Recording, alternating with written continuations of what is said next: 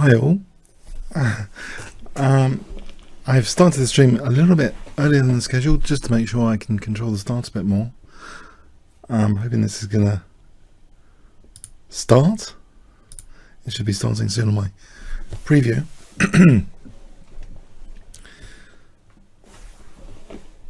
Okay. I'm gonna go to my get a frog in the throat. I'm gonna go to my challenges. Earliest challenge first. Ryan Menezes. Nope. Not decline. Accept. Okay. Ooh, bit loud. Okay. Playing with the black pieces now. Ryan has previously challenged me, giving me the black pieces, giving me the white pieces as a great game. So it's time we swap around colours. Let's play a King's Engine.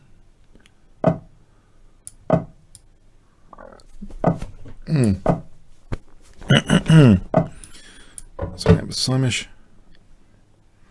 I hope the format is okay. The webcam, I've kind of tried to light everything up properly, so I'm hoping it's okay. What does the webcam look like? Does it look okay? If you let me know on the chat, as I try to develop some queenside counterplay.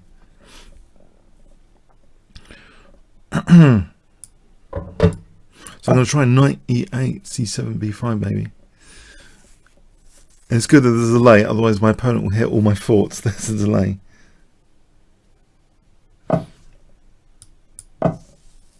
So I'm going to go knight c7. Yeah, b4 square has been weakened. There's a slight concession in playing a4. I remember the Ledger brothers at one of the British Championships telling me, because they wanted me to at least play the King's Engine properly, they were telling me about the b5 plan, how to sort of reinforce it with some very strange manoeuvres. Yeah, there's three very, very strong brothers who my dad was jokingly calling them like bot ledger, sales ledger, purchase ledger. They're three, both of them really strong. And okay, so but yeah, so what's happening here? I don't mind it closing when the bishop's removed, because that's one less bad piece for me. But my kingside does seem a little bit shaky at the moment. I think I'm a little bit concerned about f5 here. Queen f6, knight h5 would be a complete disaster. Knight f6 just loses f5. So actually I'm a little bit in trouble. Maybe f4, but then there's knight f5 check. Ooh, I'm a bit in trouble here already. I'm going to go to try and protect the pawn. But ridiculously, the knight will have to go to a8 here. If a5. This is a bit ridiculous on the ridiculous side. Is everything okay on the layout and everything? On the webcam. So yeah, I'm trying to, for dear life, protect f5. If queen f6 there was... Oh, I think that relieves things for me a little bit. I feel intuitively. Unless there might be a knight sack for queen c3. Okay, I got to get my king out of here and maybe off the diagonal, maybe king g8 at some point. Yes, this is a little bit of a concern. A little bit of a concern, I must say. This is my worried look. Ah! No, he's going to sacrifice. Okay, oh no. Queen c3 is coming. Let's get out of the way of queen c3. What are my pieces doing on the queen side, away from the king? Okay, no panic. No panic. Queen e7 to g7. Well, knight e8 could be handy actually to try and stop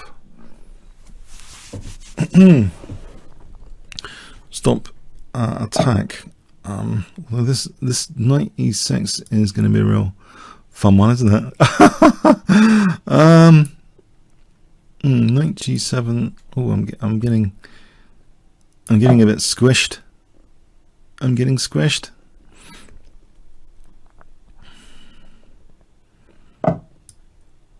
It's official, I'm getting squished. But knight f5 would be a killer, I think, on queen e7.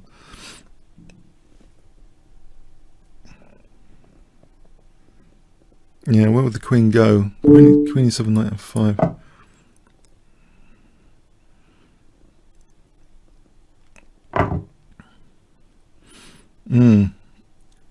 Ooh, this looks really bad. Knight takes d5.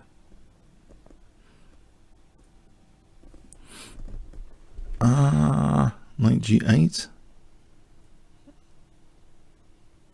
Ooh, this is scary bad. E7's like winning there. Knight g8 is very grovelly. Trying to grovel for dear life. The queen's off. Now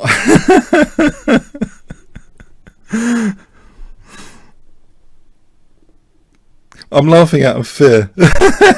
Yeah.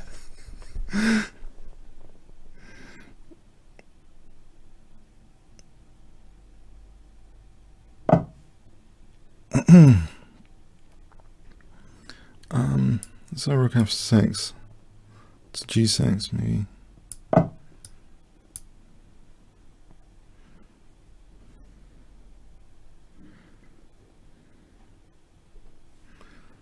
Rook f6 to g6.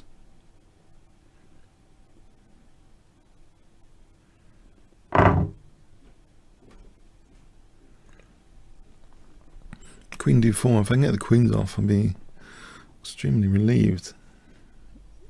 To be quite honest. This is a scary piece sack.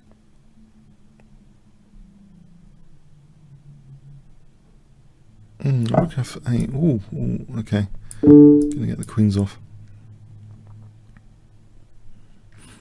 I'm in trouble with these pawns now. Knight c4, knight e5. Okay, e7's looking as though I've got to chip these pawns off.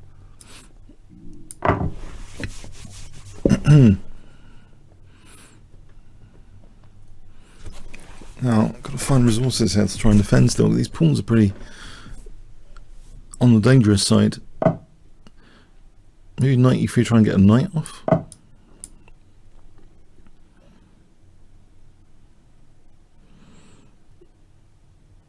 I'm hoping that this pawn isn't too dangerous. Although these are connected.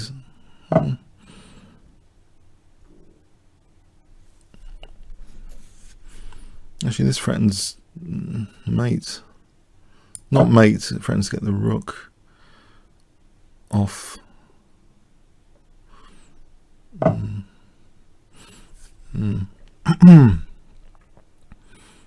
Let's get this off the target practice for the rook.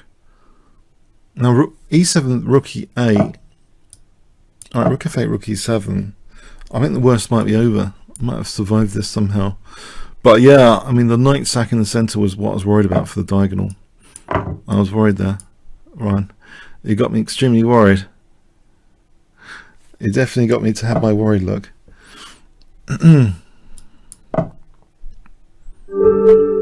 Okay, thanks for that. Thanks for that game. You got me worried. I'm going to go to the next challenge.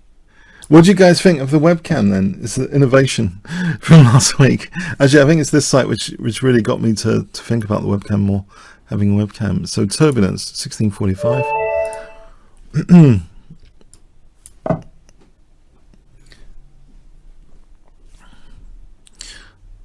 High turbulence. Let's hope not to have too much turbulence when playing against you. Is it going to be a smooth flight?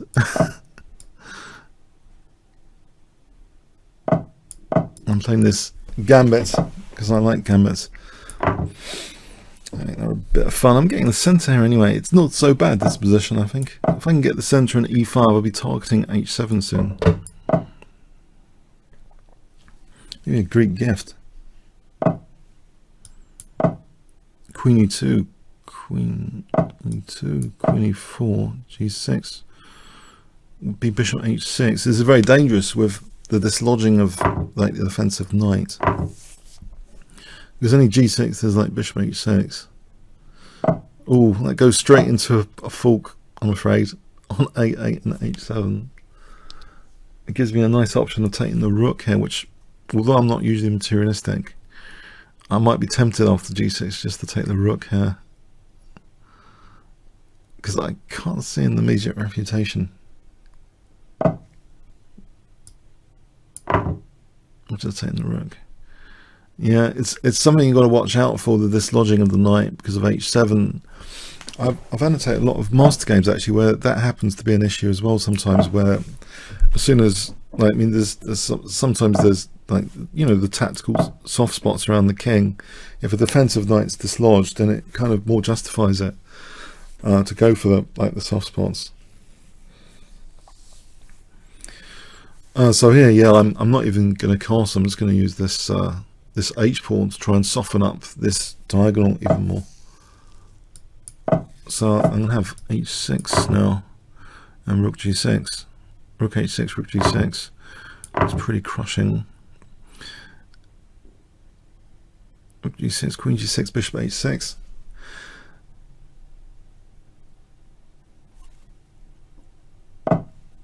Yeah, and it's just a case of just bringing the resources to the king sometimes. Yeah, okay. Thanks for that, Toby. All right, Colin Kane.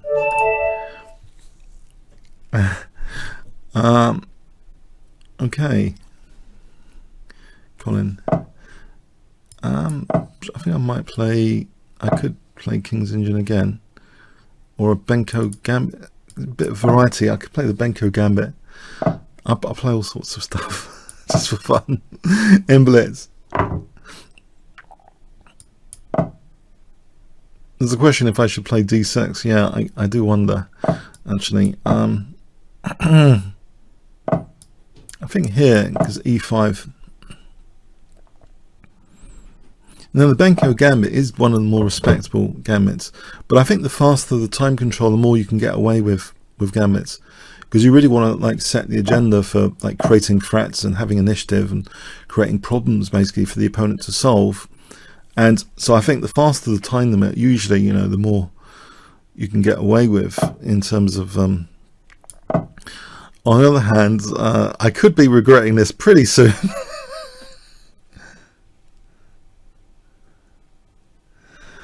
This could be just an extra pawn for white, but I'm hoping to get some pressure. Now, what I find about the Benko gambit is sometimes it's pretty elegant. I remember Lloyd's Bet Masters once, I was watching a player called Wilder come from the States. I think he gave up chess to go into banking or something, or solicitor or lawyer. But he was a great player on IM, and he was on the demo boards with the Benko gambit.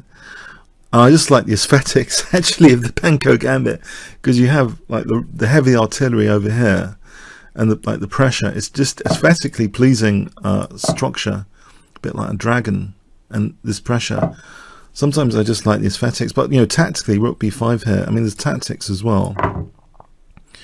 You know, this pressure isn't just for the aesthetics. I mean, white's got to be careful about the tactical, like, possibilities, which the Benko gambit introduces. I don't know, sometimes the aesthetics of a pawn structure kind of makes me stimulated in some way to look for tactics and stuff. And a queen a4 here, b3, might, you know, just to get the queens off, because I don't know if that's or just queen b7, maybe just hit b5, and keep an eye on the center actually as well.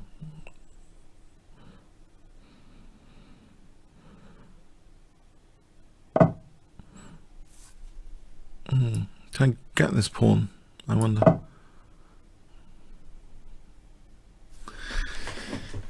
I don't know, rook coming to b5 now, rook b3.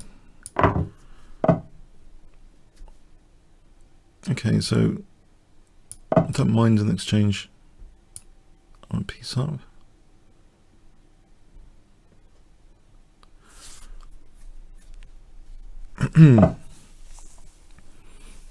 I'll take on c3 here. I guess I got to be worried about my back row a bit. Knight f6, knight g4 to e5. I've got to be concerned about the back row, but knight g4 to e5 seems promising, because anytime white's going to kick that knight later, there's going to be a weakness on that diagonal. So if I play knight g4 to f, e5, and then later takes say an f4, then that diagonal is slightly weakened. I've got access to the 7th rank here, which is useful. Okay, knight c4 is going to be knight e5 here. So queen c2, rook b2. I wouldn't mind going on the 7th rank.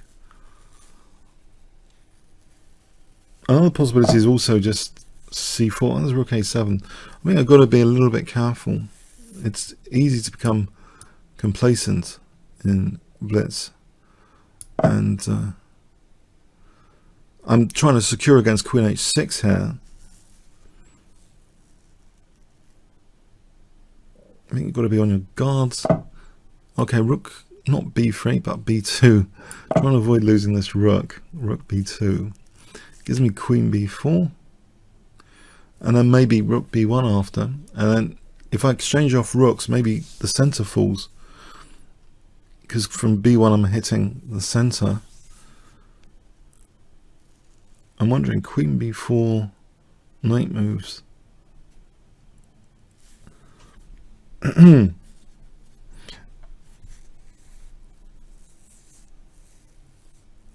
Okay, so I know queen b4.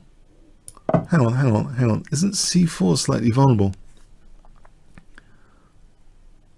By the way, I'm afraid I've had cappuccino, not cappuccino, but Benko coffee, and the strong one. So I'm trying to get myself awake for these.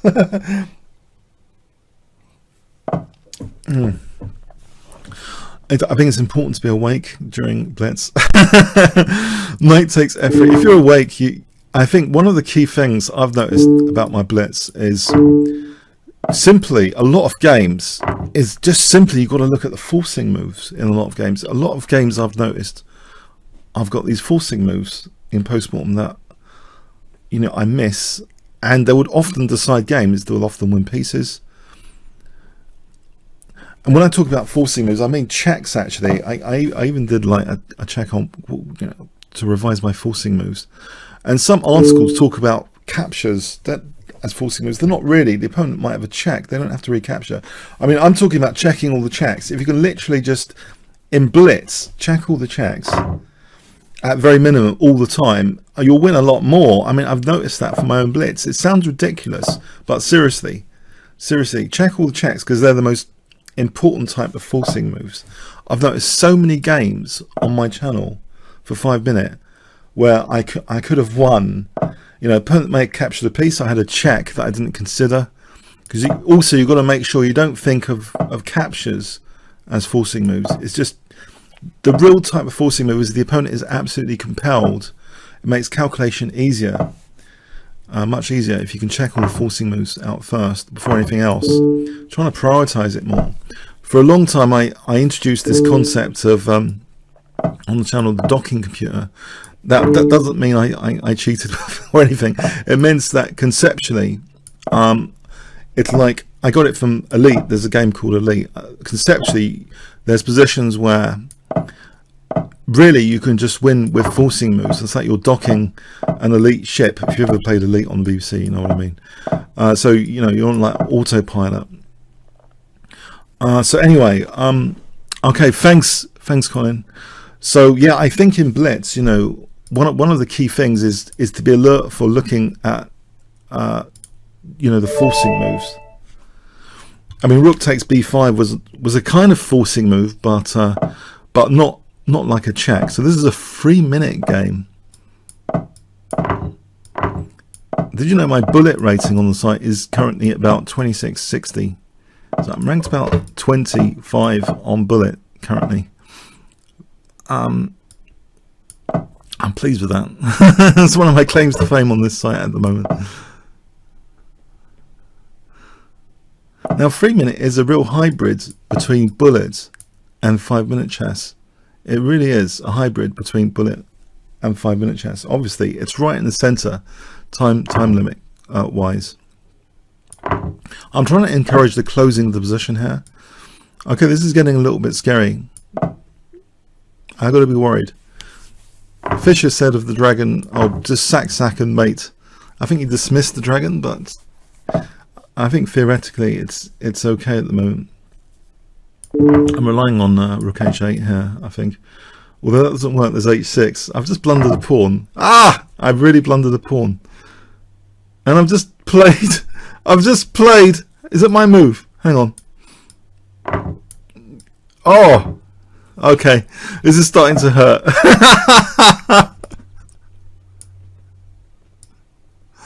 Ouch. ET, phone home. Ouch.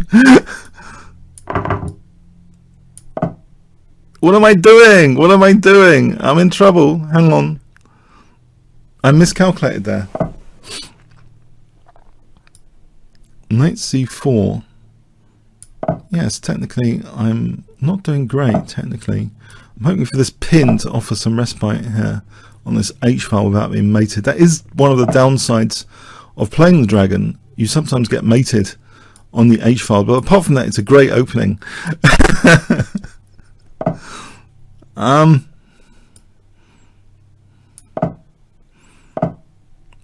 If you don't mind being mated ever so often, I mean, can I get to play knight d7 for knight e5? If I get a knight to e5, I'll be happier. I swear I'll be happier. I'll be putting on a happy face soon.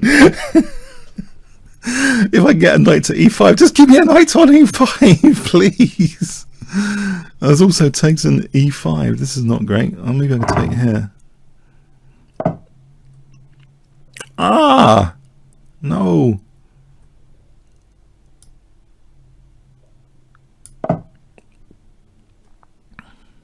Can I surround this h6? Nope. I've got pressure on e4. Gonna stop f7. Okay, I'm on e4. Okay. What about f6? Could be a liability. That's the thing about chess. These advanced pawns can sometimes turn into liabilities.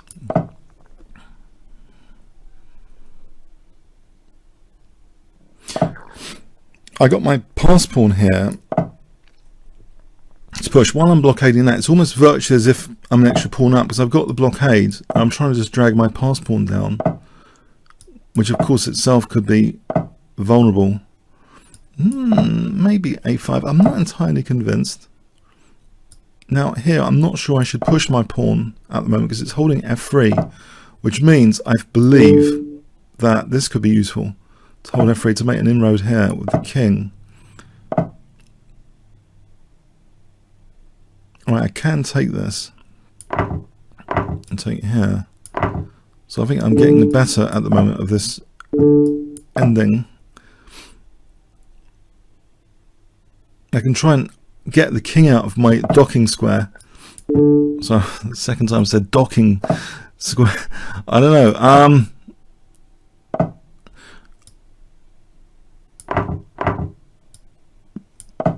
Rook b2. Try and get my pawn somehow to queen here.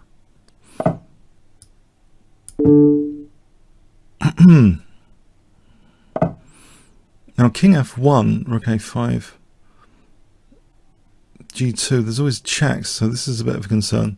Let me just think about this a sec. I think this position I can get the king one rank away, one file away because of the opposition.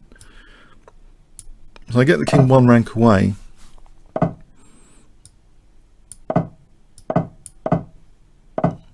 Right.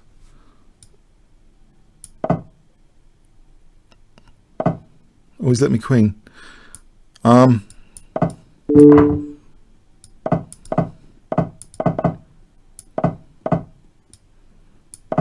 We get a classic position, I think, here, where he can queen, but I'm going to mate.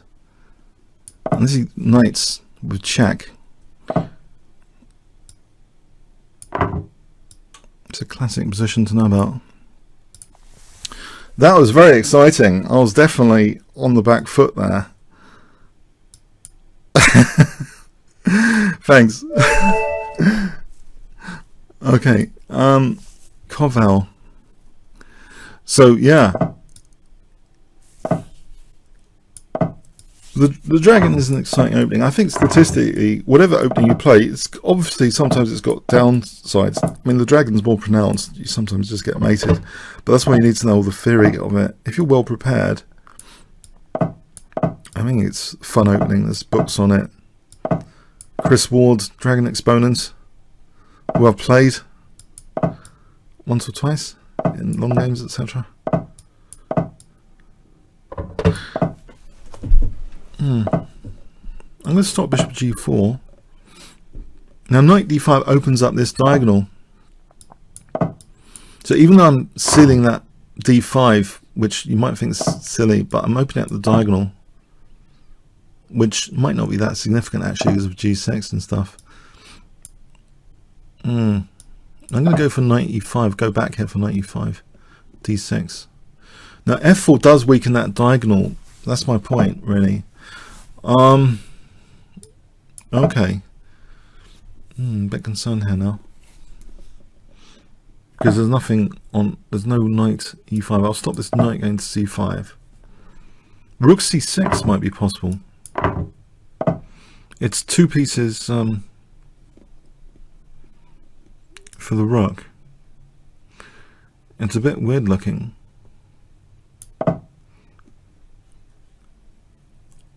I don't know if it's worth it actually. It could be a very dodgy exchange sack. My back row is a bit vulnerable as well. I'm not sure this was worth actually playing because my back row is too weak. A bit naughty for me to play this way. Queen c2 though maybe justifies it a bit because now I'm threatening rook takes c8.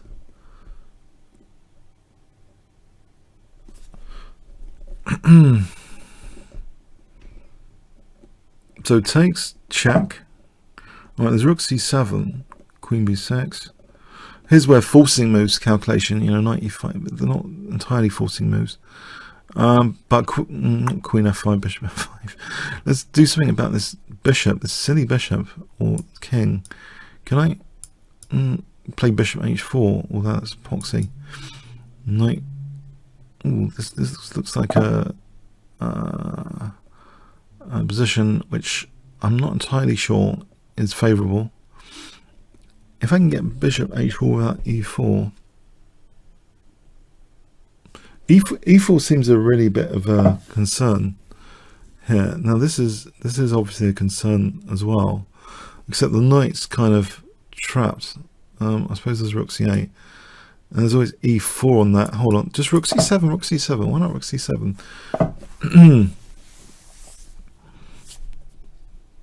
h4 for knight g5. Then knight e6. Or I'm a bit happier being able to play knight g5. Now, this is annoying now. This is annoying, this position. King f1, f3, bishop f2. This bishop is kind of stuck there. If I put it on this diagonal, that would be actually very useful. Sort of as though it's like winning the queen as well. If I unpin, and I want to play f3, bishop f2, but there's always queen e3. Except there's rook e7. Maybe I can get away with f3. Just to be able to play bishop f2. I wonder. f3 for bishop f2. That's my evil master plan. Which my opponent, I hope, there's a time delay. Does not hear that evil master plan. There's a very useful time delay when streaming. So bishop f2 is looking interesting. I'll do that to hold the squares. Bishop f2, queen a6, queen c6. That's all pretty interesting. Queen c6. Yeah, if I get two pieces, because take, we're all taking that over here. It's rook on the 7th, carnivorous rook on the 7th. So takes That's mating. Takes. Forcing move, you see. Forcing move calculations, because there's checks. You've got to check all the checks, as I say. I think at the time, I mentioned on the computer like a few years back, and I was beating some IMs and stuff on Blitz quite impressively, and I kind of forgotten about it. And I still see again, there's so many games, especially when I play them early in the morning, I'm just not seeing the dynamics. I mean, it's often the dynamics of the position is expressed through forcing moves. In one game, I had like this simple knight takes f2 against an IM with black, which would have just wiped him out. Instead, I move something else. I lose like 3 moves later. And I'm thinking, I can actually play this, by the way, because king takes some queening, and there's no rook a8. It looks as though c takes b7 is winning here. So yeah, I think part of Blitz chess is a massive part is forcing moves. But I'm sometimes thinking, you know, every way you think about a position has got some trade-offs. Thanks, Cobalt. You know, I mean, the trade-off is obviously sometimes you don't want to like enter like loads of tactical complications. You just want to play simply and calmly and efficiently.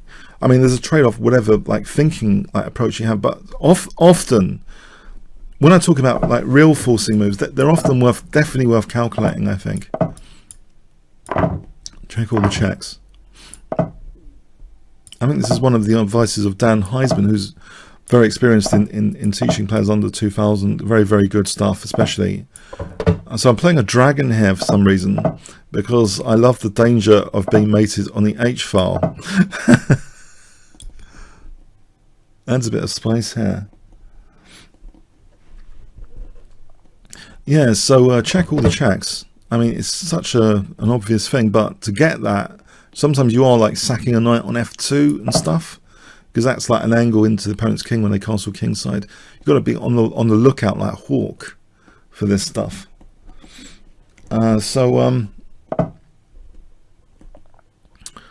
Again, I'm going to try and stop the onslaught here with h5, and it seems like it's like asking for trouble, this opening. It really is, isn't it? Oh dear, I got pressure on g4. I could play knight takes g4. This is a common thing just to avoid the storms. So you sack a knight, and you hopefully, in exchange for the knight, what you get, the trade-off here, is hopefully a more peaceful king position for yourself. I might have done better actually taking on h6 first.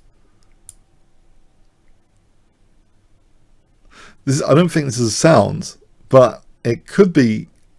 It's a way of just sealing up the king side for 2 pawns. And if I can build up pressure easily, that's an easier to play position. I'm being very optimistic here in saying this, but queen a5, rook fc8, but there's an element of safety as well, king safety.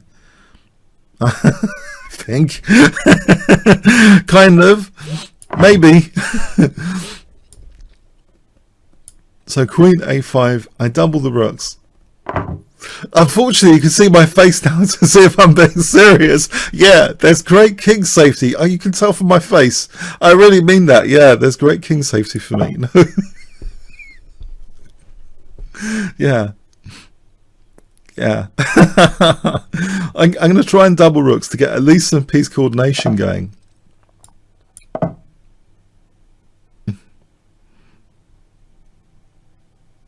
Queen f5.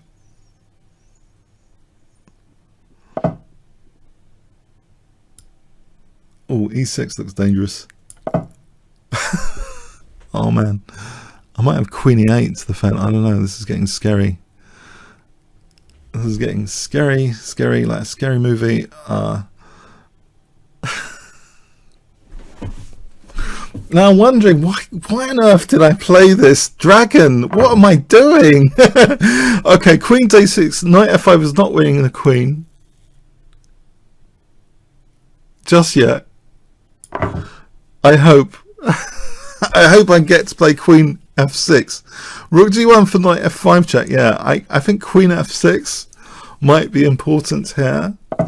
Yeah, to stop my f5. Okay, I think rook takes d4 next, or yeah, rook f1, rook d4. Doesn't do much. Oh, cool. Okay, scary. Scary alert.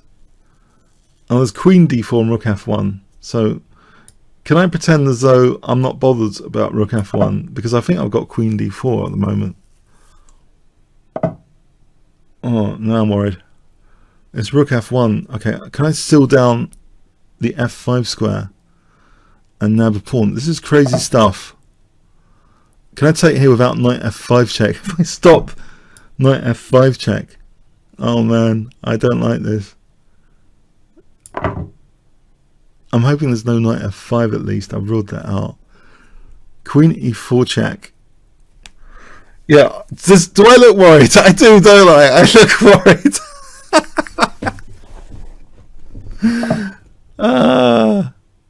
Queen e4 check.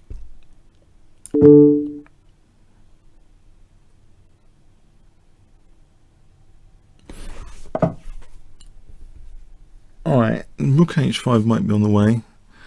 Is it too slow to play e5? That's a question. Is it really too slow to play e5? Rook h5. Do I defend? If I lend some defense to h5, just trying to preempt a rook sack on h5, because this could really peel me open.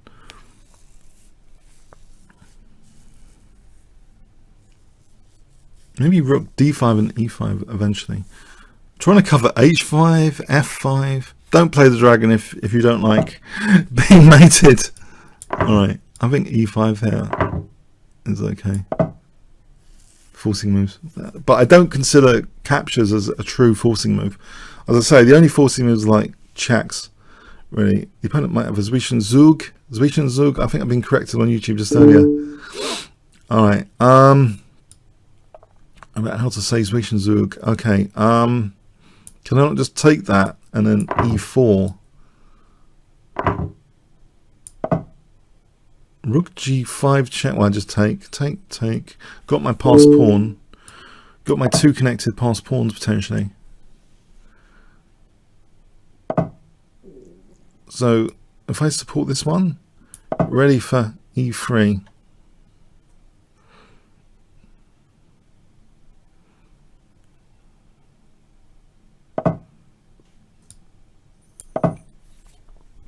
Rook e5, f5, king g7, that sort of thing.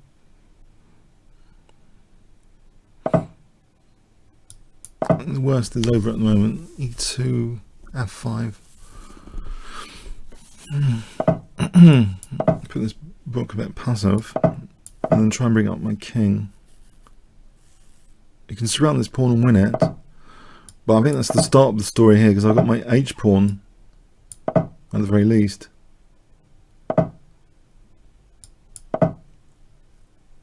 So king f6, f4, rook h4, h3, rook e3.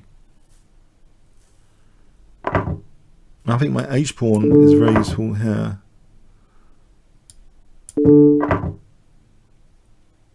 Bring the king in as well, but the outside passed pawn is a pretty good trump card to have.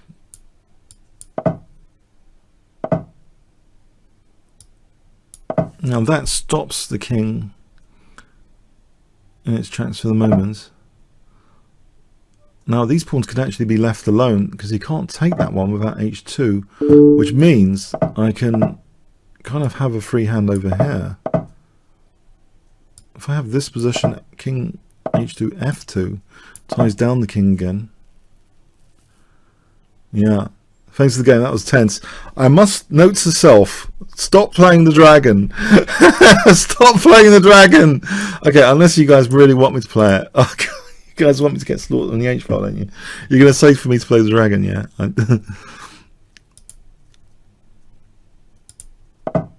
Oh. Okay, oh, I'm not sure if I did the right challenge thing. Let's play Caro-kann, bit of solidity here.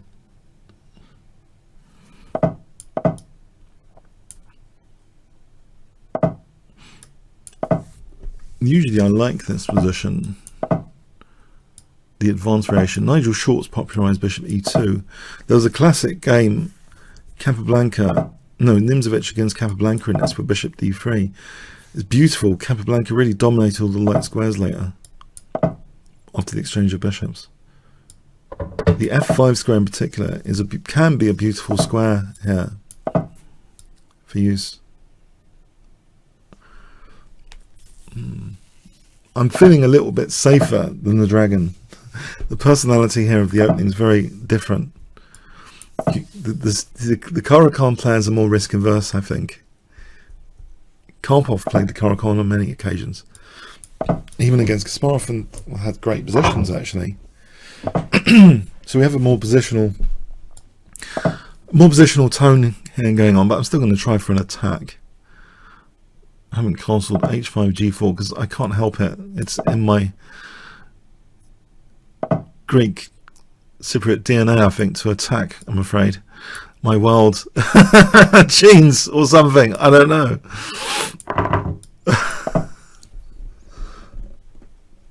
So even if the opening starts off calm, I'm gonna make it crazy.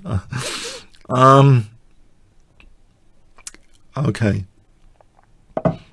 I can actually play knight b6 to c4 as well to try and undouble the pawns here. That b file could be good pressure. The bishop looks really nice on that diagonal. So I can enjoy positional plays, you know,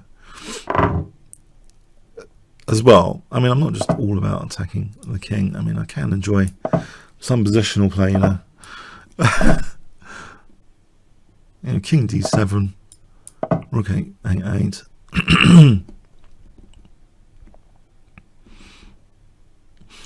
Offering here no easy targets. I think it's a lot calmer than the dragon. It really is.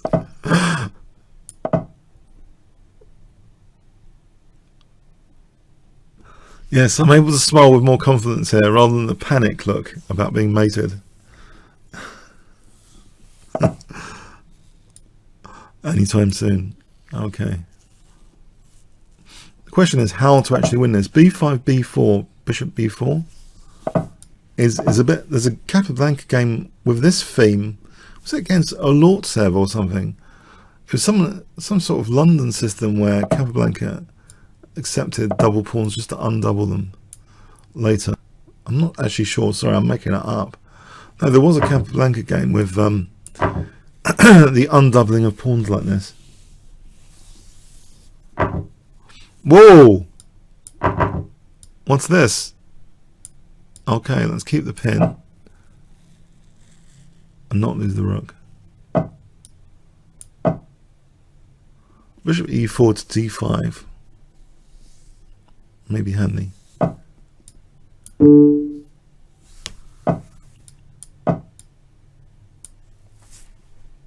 I think this b file's good now. I'll use b7 to defend. Surely. I'll stop that rook from going over here, terrorizing the pawns, poor pawns. There's a check here. Take on a3, double on the 7th and threaten a mating net shortly. Rook a2, rook f2, rook g2, rook f2. It's a mating net to be woven there.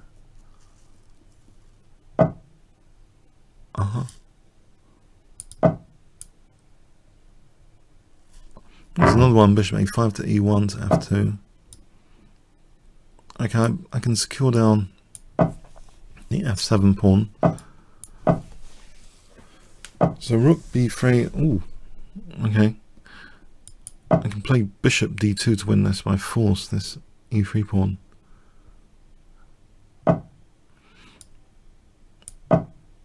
Not by force, rook f3 if he wants to keep that pawn. I'm wondering I could just trade everything off here. I'll be a pawn up, and I'm not sure white's actually doing anything. That's an option. Just to simplify. Is it enough to win? I think it might be. But is it necessary? Well, the king can't move because of f7. So let's imagine this king and pawn ending.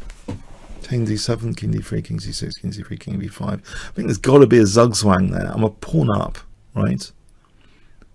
It's a key pawn up. I'm going to say I'm betting I can win this king and pawn ending. Because also white's pawns are liable to falling off here. This structure is not good for an endgame usually.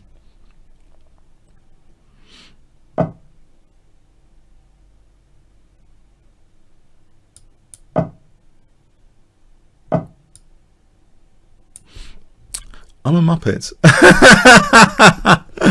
I am such a muppet. I think I have to play for f6. Why did I want to go into this ending? Am I completely mad?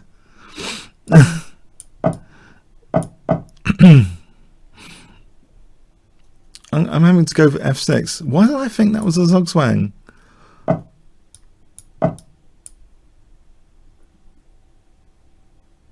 I'm the one going to get in zugzwang here, I guess. The pawn up. No.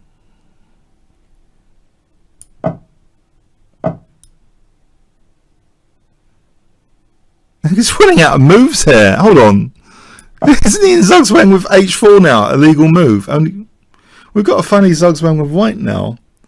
Funny from my point of view. Probably not from the opponent's.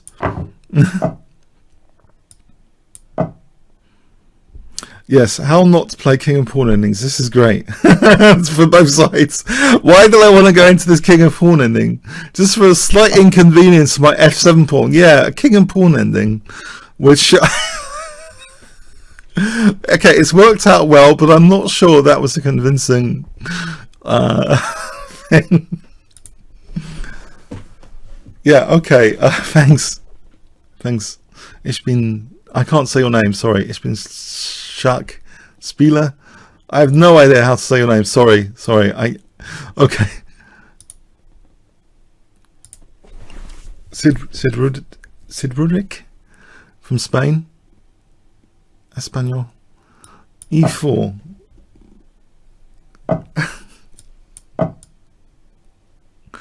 I'm hanging my head in shame for the previous game that I wasn't totally convinced about my approach there. A bishop up to go to the king and pawn ending, which reminds me of a funny story actually.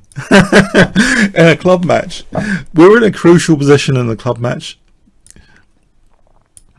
And the last game, we're all watching, all the kibitzers around the last game, and our team captain, maybe I shouldn't say his name on this occasion, but he could just win on time. He doesn't have to do anything. The opponent's only got 10 seconds left, right? The opponent's got like literally 10 seconds left. We're at a cliffhanger. It's the last game, right? We're all watching, yeah? And for some reason, he decides to simplify to a king and pawn ending, yeah, which he nearly loses, but manages to salvage a draw. I couldn't believe it. It was dead easy for the opponent to play this king and pawn ending, and it was just tragic. It was really tragic, but that wasn't the only tragedy of that over the board season. We have our strongest lineup, yeah, of players, including Chess24's resident Fiona, who's the multilingual talented Fiona. So she's playing for us. This is another match. So we managed to draw this match, but this is a previous match, right? So we've got this home match. We've got the strongest lineup we've ever had, yeah. And no one's got the keys for the venue. I'm about to be mated here on B2 probably. Hang on. Better think here. 95 ED. I think this holds just about. Although I'm getting a bit scared. I must admit. I should be worried. Holding on to B2. Am I going to get mated? So yeah, we're all standing there and no one's got a key to the venue. So we lose this home match. This is in the Middlesex League. Well, we've got like one of our strongest lineups against one of the only teams in Division 1 we can definitely beat. We managed to get defaulted on our home match. We get defaulted. So yeah, we had a funny season. We're going into Division 1 soon. Apparently Fiona's in Hamburg now, so I said to her if she wanted to play for Muswell Hill. So anyway, if you're in the Muswell Hill area, we need some players. Yeah. But anyway, coming back to this game, sorry. B2 is a concern here, and I'm not entirely convinced I'm addressing the situation very well. Let's have a look. Knight d5 ed, bishop d4, queen d4. I'm on the rook. Bishop d5 ed, queen d5, bishop f6. I can take things off. Bishop d5 ed, knight d5, bishop d7. Knight d5 ed, knight d5, bishop d7, f6. Knight d5. I'm losing that pawn.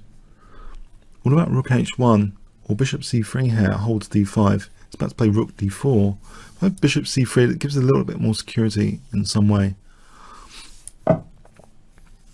It's all relative security. I mean, rook de1. I don't want to use that rook because of the d5 pawn. So rook fe1.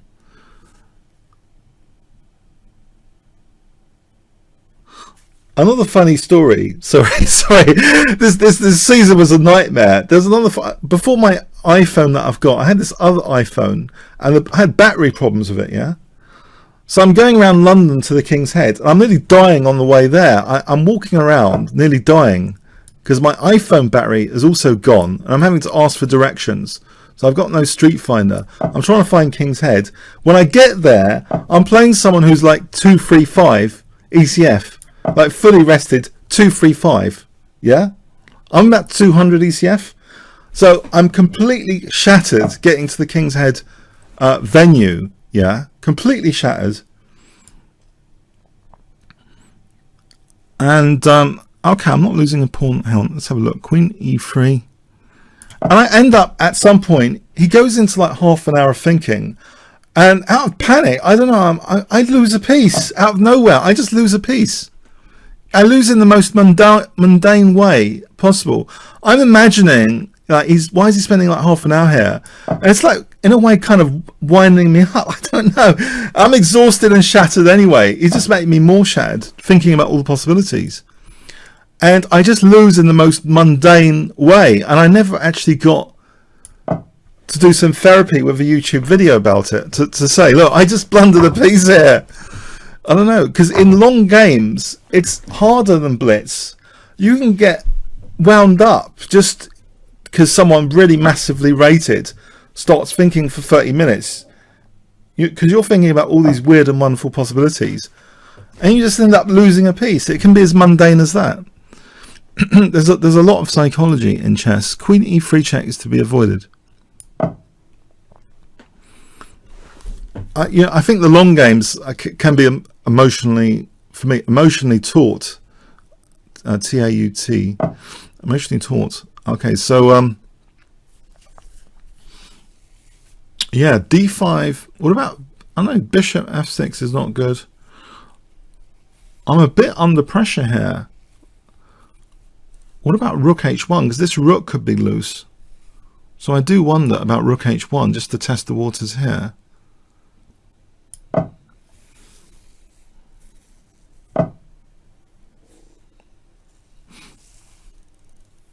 This is not fun, is it? Hold on a sec.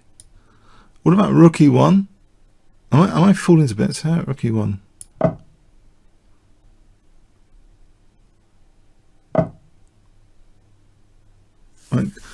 I'll tell you the biggest honour for a long game was to play Adams. I played Michael Adams on his Rise Up, Lloyd's Bank Masters. Benko gambit. I played my anti-Benko gambit system with b6, and I just loved doing post-mortem. I mean, that is one game I really loved being in the post-mortem, just with such a great player, to be in the presence of such a great player.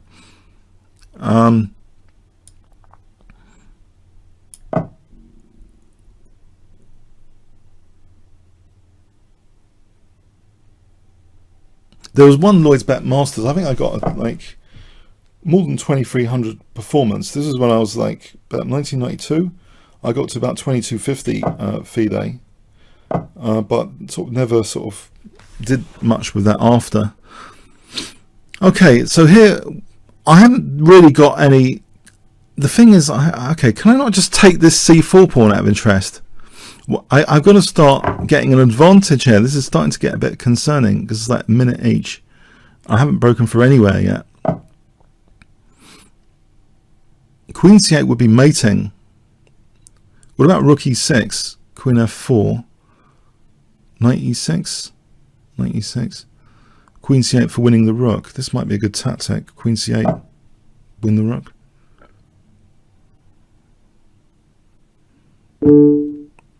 Move here. I'm threatening Queen c8. It's good to have some threats, I find. It shows that you might be in a good shape in the position. Okay, yeah. Okay, let's go on to the next challenge. Chuko. That was thanks for that. That was a great game. So Chuko 2009.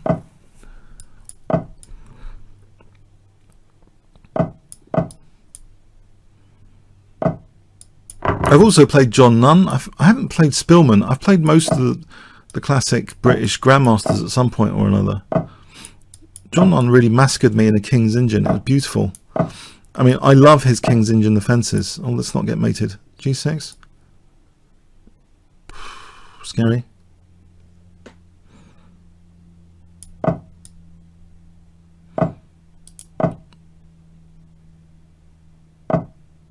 E6. I know it looks awkward, but I've done this kind of thing against someone recently. Having to defend, blocking my bishop. It looks very anti-positional. I do wonder if I can get to play bishop g7 and knight d5 after castling.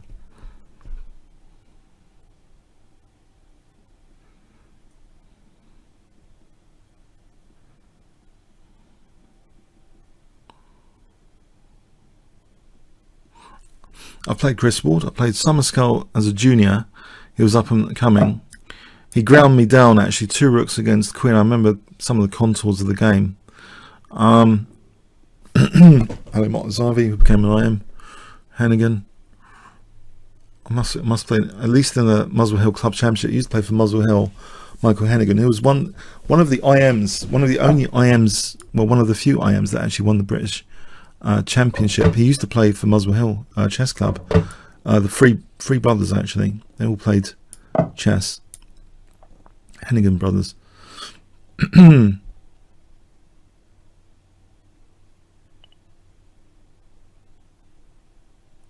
So anyway, here, maybe Queen a5, Queen f6, h5, g5.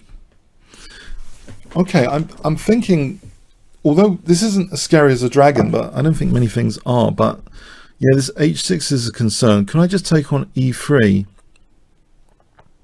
and try and get another knight to d5? If I get another knight to d5 or knight e5.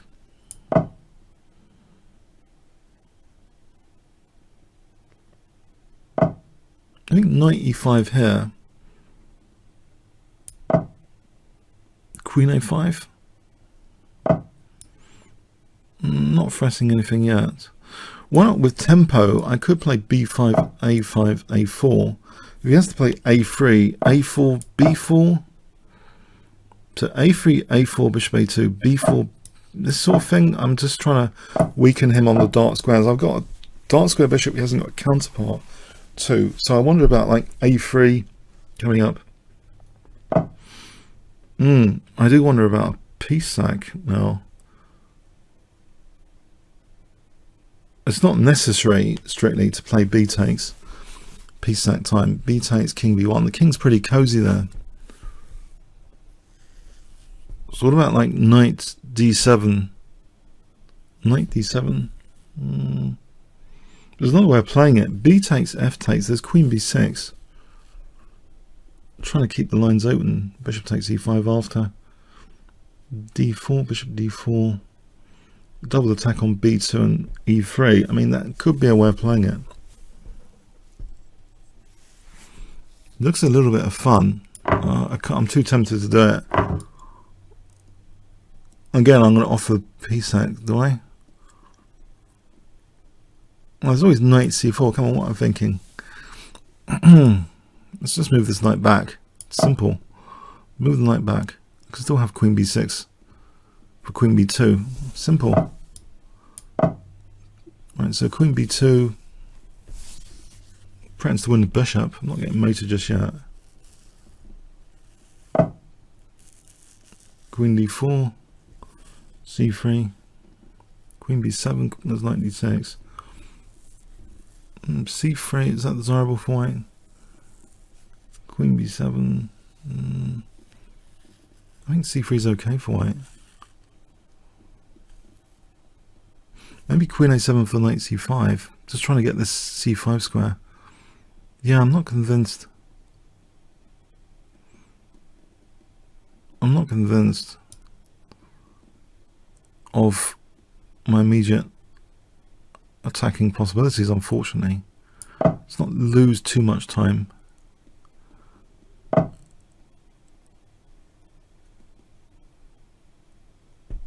Yeah, I've got a bit of Fort Knox going on here at the moment. So I can afford, I think I can afford to do this and open up. Let's have a rook here. I've loosened f7 now.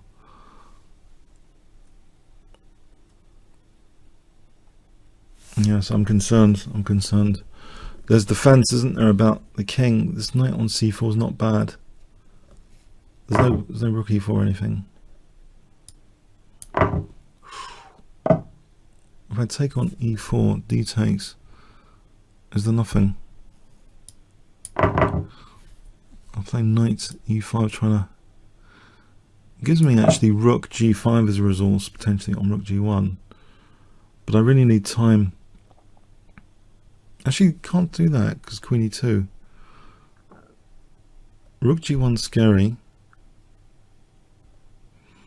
I'm getting potentially hacked here.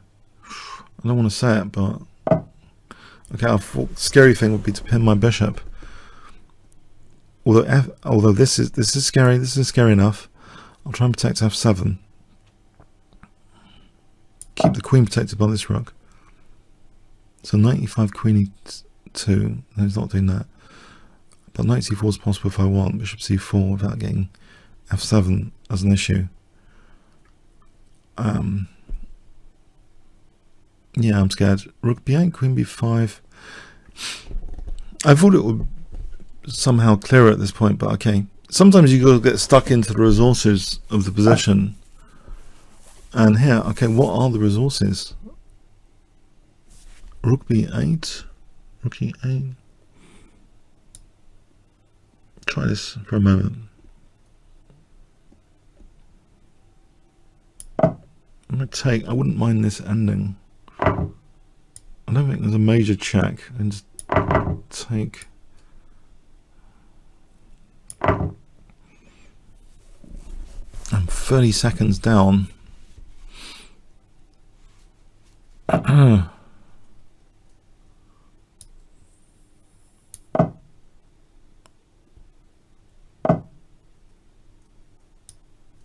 I get to play f6. Hang on, I don't want to lose a pawn. Let's play this. I've got to keep f7 protected. I think f6, try and play f6 safely. The bishop f7 I've got to watch out for. Okay. Right, the bishop on e5 I like. If I can use this g file, infiltrate via over there. There's also rook b7 for bishop b2. Or rook b8 for bishop b2.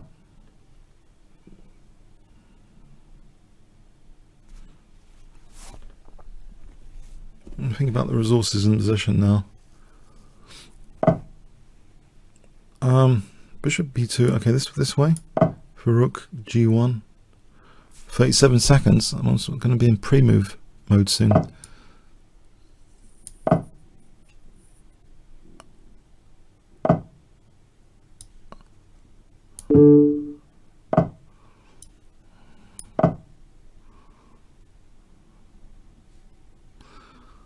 Get a pair of rooks off.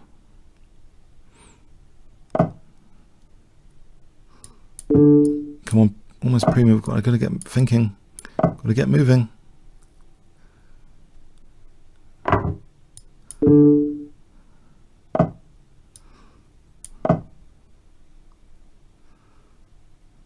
"22 seconds.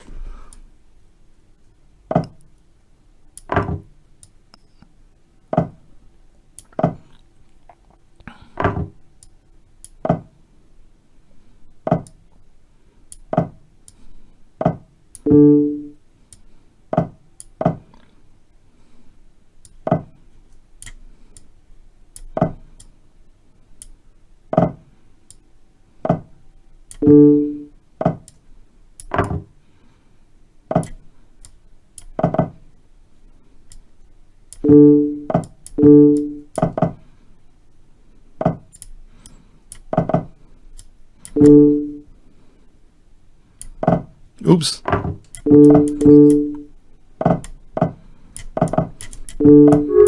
Oh, well played, Chuku. Oh, too much pressure. Ah, well played. Ah,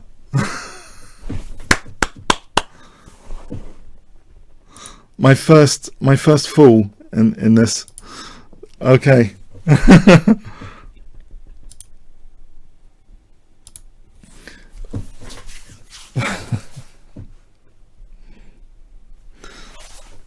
Okay.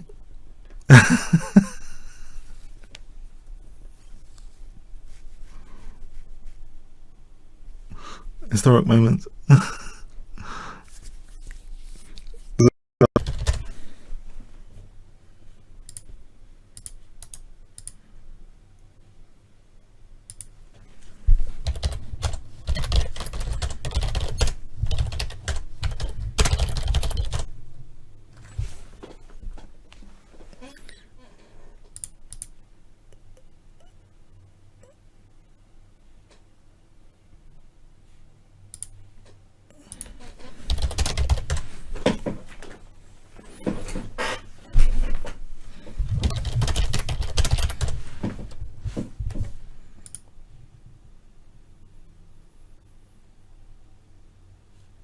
Is it still streaming?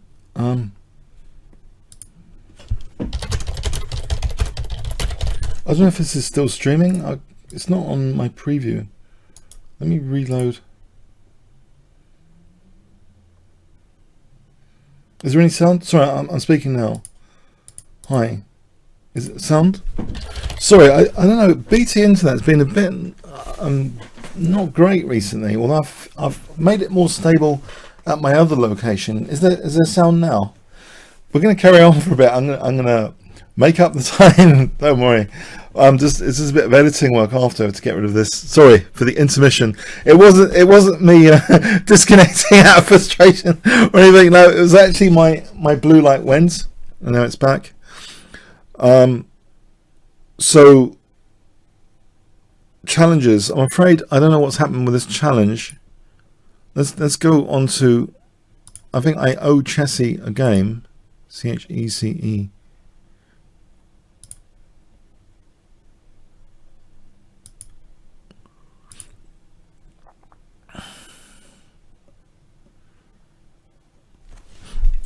Do I need to reload this page? Reload this page. I'm trying to get a game against Collie. We're back in business. Are we back in business? Okay.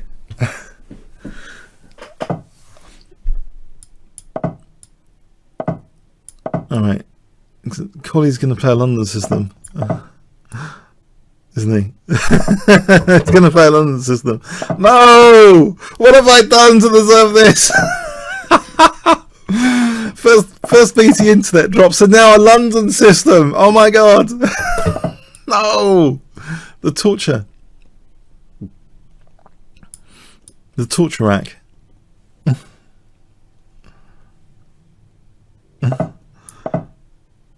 I've got some methods, secret methods against the London system.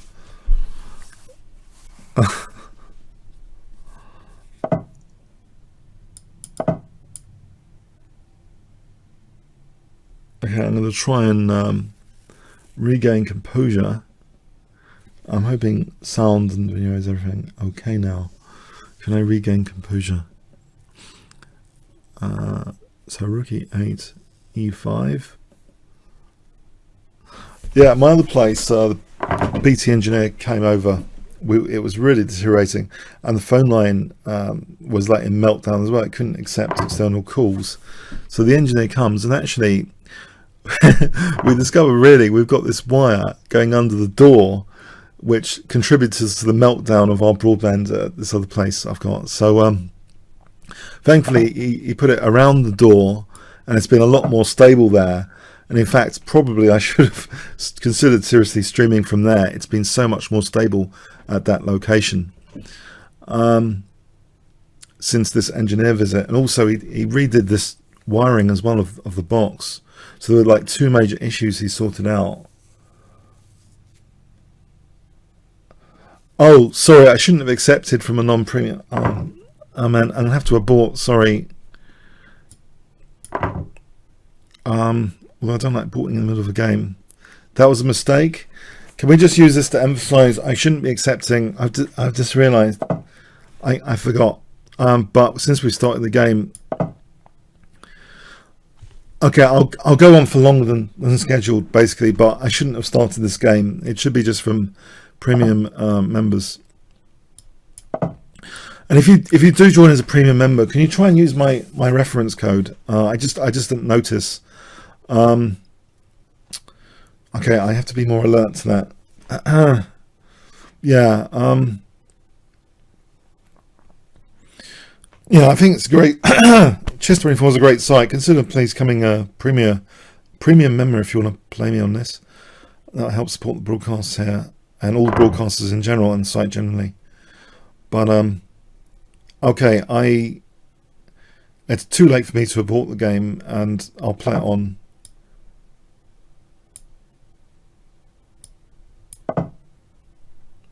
But yeah, it's okay. So can we go H4?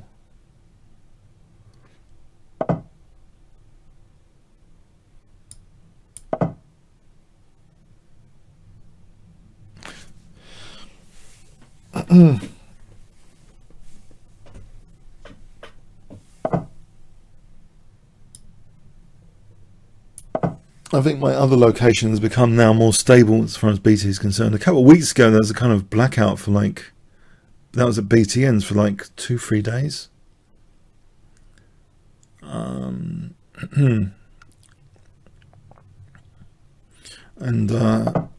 but anyway,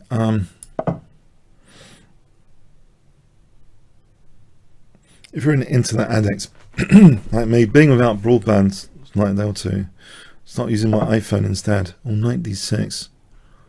I have to stop knight d6. I have to give up this bishop, I think.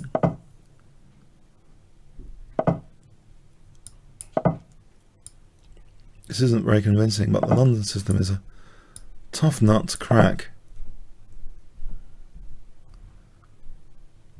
I've got weaknesses here, basically. H4 is weak. I'll take on c3 now, okay. I think.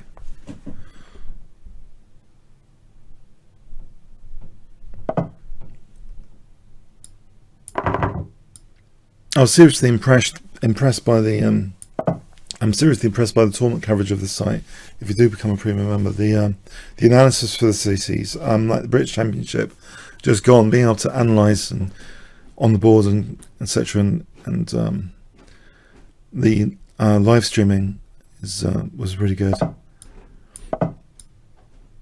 Lawrence Trent, one of the streamers who I've played in real life in rapid chess once, he beat me. He played really well. But also he was at Gibraltar. I remember him at Gibraltar playing Blitz in the Kalita Hotel, and he was a great laugh, an absolute blast. It's so funny. Lawrence Trent,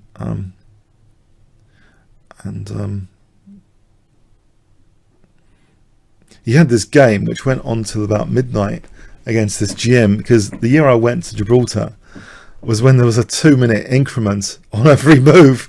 So you have games starting at 12 in the afternoon, and it was his game against this GM was like some 2-night ending. It lasted till about 12 p.m. We were watching it on the screens in the hotel till about 12 p.m. I mean, it's 2-minute increment is completely like torture. Yeah. Okay. Now that's an exception. It's for premium members only, really. This. I've got to be a bit careful on that. Sorry to you guys waiting, but I'm going to extend the session. So Ghouls, who's a premium member there. Okay, it says when you highlight over, premium member. Okay, I'm taking my challenges from the bottom of the list onwards. Yeah, I mean, that was the only time I went to Gibraltar, but I got to meet Boris Spassky. He was a guest of honor that year. And I also got to play Nakamura at 5-minute chess, and he crushed me, of course. But it was a great honor, again, to play Nakamura. I played him on the other side online, even at the 30-minute time control, that was also... But I'm hysterical when I'm playing him. I can't focus on the game at all. Because I just love his style of play. I think, given a nickname, the Entertainer, his style of play... Although I think he's a bit more solid recently. He might have given up the King's Engine defense. I think he commented, you've got to have some nerves to play things like the King's Engine, which I'm not sure he's got all the time to play the nerve with such nerve. Okay. Yeah. So Rook E8.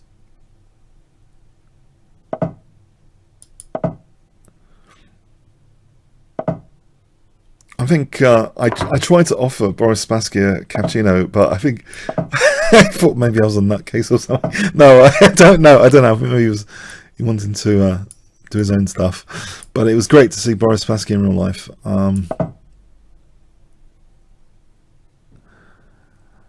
Yeah, I mean, if you ever go to Gibraltar, there's a record number of, as far as I can see, very attractive and very intelligent, fantastic women chess players go to Gibraltar a lot, actually. I'm not sure why in particular. It's a very nice location, the Kalita Hotel. The only downside to me, I'm an internet addict. You do have to pay on internet, get a card all the time for an hour of internet or something. It was, yeah, and maybe the situation's changed with the internet there. I think I played too recklessly for the 2-minute time control myself. I do sometimes wonder if they swapped the classical time control for a load of 30-minute games, I might enjoy it as well. They do that at London Classic. They have a couple of days. The London Classic Super Rapid was very, very popular because it had the Super GMs playing in it as well. As well as ordinary GMs, you had the Super GMs actually. Can I do this? Bishop D6, Queen D1. Yeah, when I played in the London Classic Super Rapid, I was the highest placed scoring non-IM actually. I completely mashed an IM and an FM in that tournament. I got 7 out of 10, which was ridiculous for a non-IM. There were loads of GMs and IMs and Super GMs playing in it. So you had a lot of British Grandmasters. Summerskull was there, but you had Nakamura, Caruana. They're all playing in this Super Rapid for the London Classic. So it was a pretty cool experience. I'd like to play in the London Classic. I think I'd like to play in it at the end of this year, but when it gets down to it, it's really cold actually, and it's like an hour and a half to get there, and I'm thinking, I'd like to do chess videos as well, so I'm not entirely sure. We've also got the World Championship later on this year as well to look forward to. Something on the chat then. Okay, so King G6. There's Knight C3 here, Knight D5. Or F6. Knight c3, knight d5. Stabilize the knight on d5 to block the rook. There's also bishop g4. Even here, bishop g4 for knight f2. Funny enough.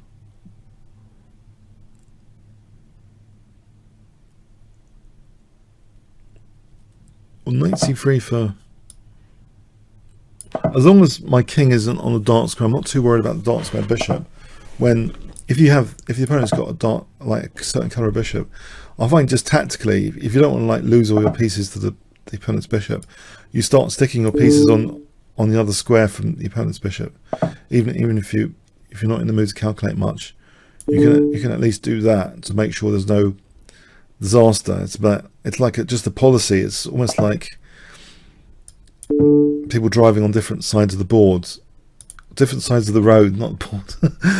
For safety, if the opponent's got a bishop on a dark square, you put your things on light squares and stuff like that. And also, like your king on light squares. If you're trying to defend, or where you're stronger, if you've got a dark square bishop, put your king where your bishop is and away from the opponent's bishop. So anyway, Hawk Slayer's high. So I'm going to play the Tarash here, named after Siegbert Tarash. Yeah, I think this, coming back to that Gibraltar experience, the downside for me was the 2-minute increment. It was like playing a mix of over the board and correspondence chess. It felt like the games were, you had to be really into it. I think some of the GMs were really, they used that. Like there's one that he went down to like 30 seconds, but of course with the increment it doesn't matter, and he was calculating tons of stuff, really impressive, using all the time available.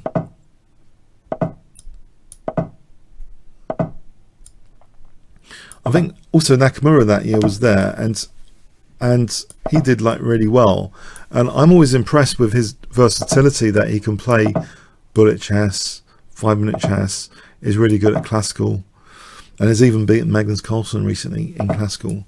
But I like that versatility, that someone can just be adaptive to any time control whatsoever, even a 2-minute increment. Actually, why am I putting my king here? Maybe it's not entirely dangerous, but it could be. So rook h1 coming up, queen f4. My centre's under pressure.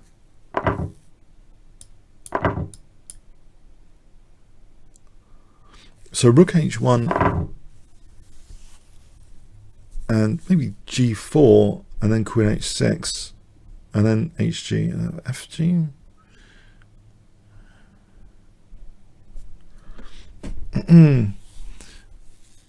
But also, I mean, the versatility for GMs doesn't end there. I think they've got to be versatile to any like place they play, any temperature, any time control. I mean,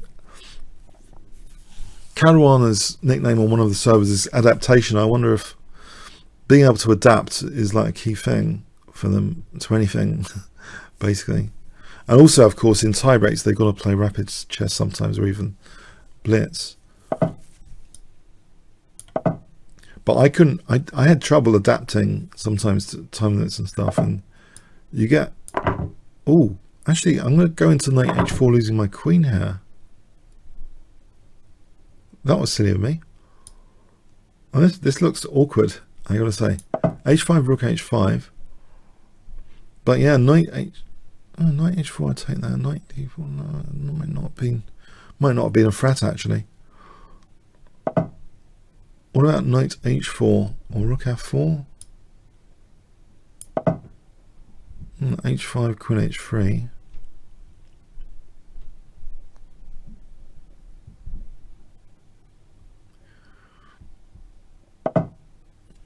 What about rook f5 here? It looks as though my 2 pawns are pretty good. I can't resist, because my pawns look good in the center. If I start rolling these forward, queen e4, d5, e6, queen e5, d6, e6, d5, d6, e5, e6, e6, queen e5. If I can roll these pawns, I think they'll get more valuable pretty shortly. Should do.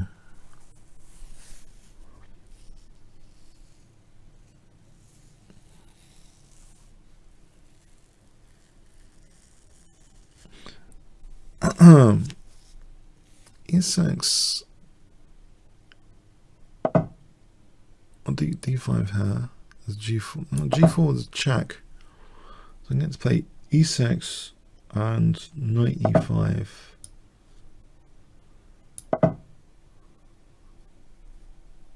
Knight e5 for queen g6. If queen f6, there's also f4.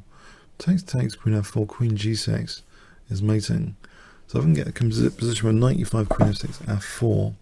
So I'm on g6 here. F4 might be possible, or knight g4. Maybe knight g4. Just, it looks pretty good there. There's also knight e3, g4, knight f5 is a plan. I think f5 is a little bit vulnerable, but I like the idea of queen e5 check as well. So knight e3 coming up. There's also knight f6 just winning a rook back, the exchange back. Yeah, I think there's also rook h6, queen h8 coming at the end of this. Queen e8, rook h6, queen h8 potentially. Let me see. So king g7, let's discover check. King f6, knight takes. I'm on the rook actually. Simple as that actually. What am I talking about with the other stuff? King f8, knight takes. I'm on this rook on h8. Yeah. Yeah. On the rook. I could come back to the center just to protect against queen e4. So, okay, so d6 is looking pretty good. Okay, thanks. Hawk Slayers. It's going to be a longer session this time. I need to beat 40 of you in a row then to get my rating back from the previous incident. Mikhail Tao. So we're going to be ending this stream at 12 p.m. midnight. It's like, I'm just kidding. No, okay, so Mikhail Tao.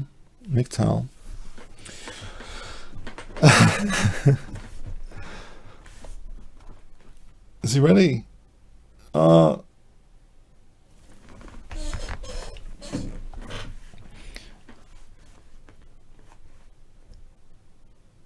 So knight f6 is my planned move, but is Mikhail gone? Maybe my internet connection earlier didn't help. Oh dear. Oh, it might have gone. Okay, I'm sorry.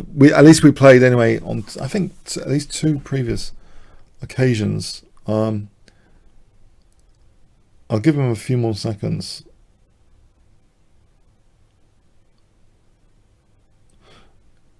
Yeah, sorry. I'll try and use my other place, which is much more reliable recently. Okay, let's abort this game. But it will give him priority if he wants to challenge again. I think I should give priority to that person if he wants to challenge again. Okay. Oh, Wibble. No, I got to abort. Sorry. I just realised. Yeah. No, he's got the he's got the premium thing. Sorry. Ah, how can I challenge Wibble? Was it a 3-minute game he wanted?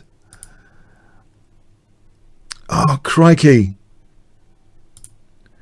I've just realised, was it a 5-minute or a 3-minute? Did anyone know? Was that... I'm being a muppet here. Was it a 3-minute or 5-minute? Should I offer 5-minute with black?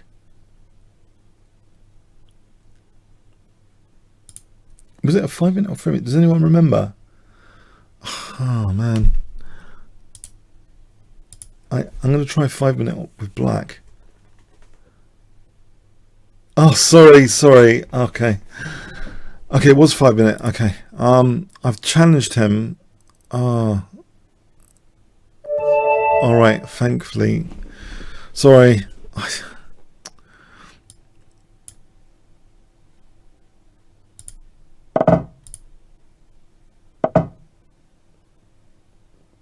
And what have I done over here? I've managed to lose my chat now over here. Oh, that's clever. What on earth have I done there? Alright, let's go back to the chat. Yeah.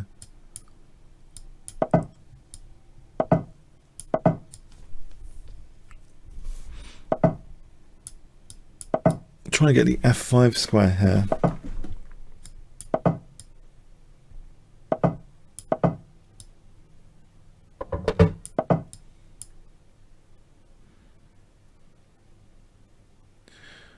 Actually, I'm not really convinced about this knight F5 in this position, because there's no pressure on the center actually. Maybe I need to think about C5 or exchanging off the light square bishops. It's not quite convincing to me, this position. Can I try and exchange off the light square bishops? Bishop A6 might be possible here without losing a piece. I'm wondering about Queen A4 check at some point.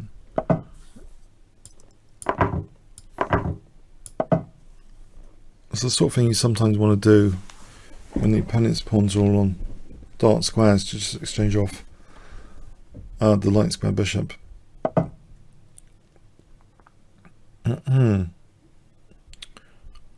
Okay, if I take that off,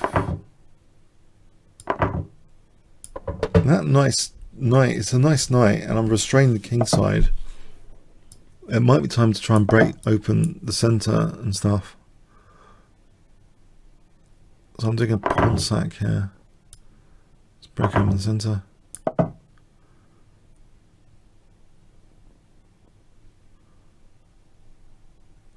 Can protect it. And that drops it. Check and taking here.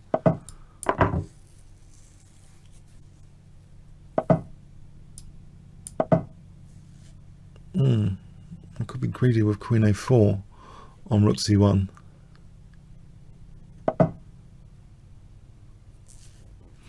Is it worth it? I can't see any major tactical disaster. I do see I'm on F4 as a perk. Oh, Queen takes F4 check, potentially, which wins the knight.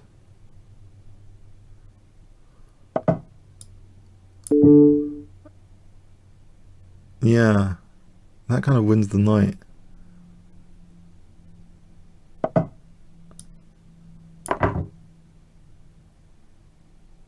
Okay, so there's Rook C1 here. Get the rooks off.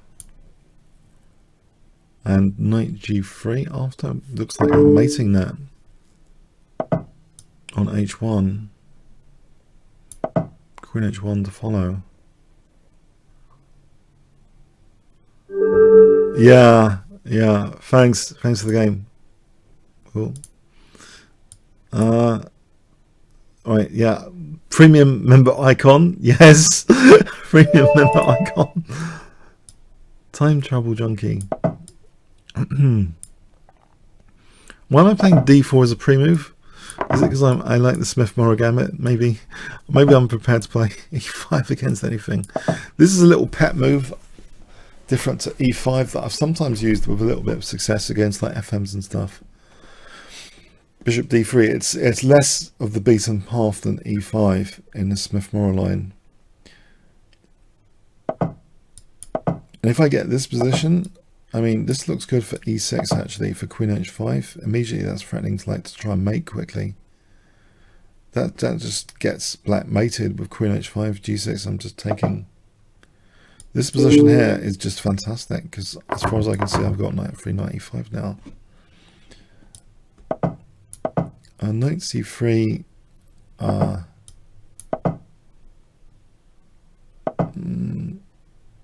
could still go with an h-pawn attack.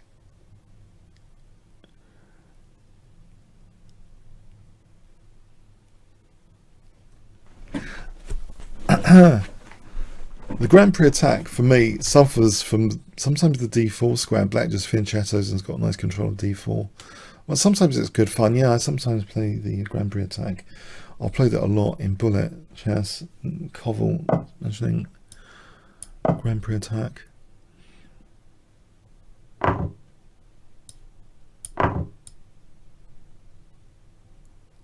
Sometimes I've occasionally just hacked even IMs on Blitz with the h-pawn attack.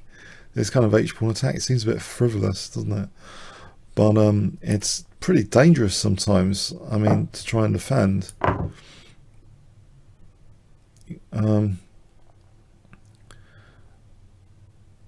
It's this thing, you know, in Blitz, you can sometimes do well with the initiative, just having the initiative. But on the other hand, I didn't need to like play like this. Some doubt sometimes creeps in. So Queen H3 is not too hot. Queen H4 is Bishop F6.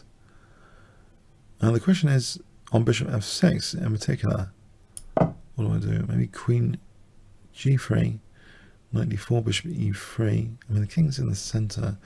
You'd think there should be some compensation. There's always, I guess, Queen C7 lurking around if needed. Bishop F4 to D6. That's King D7.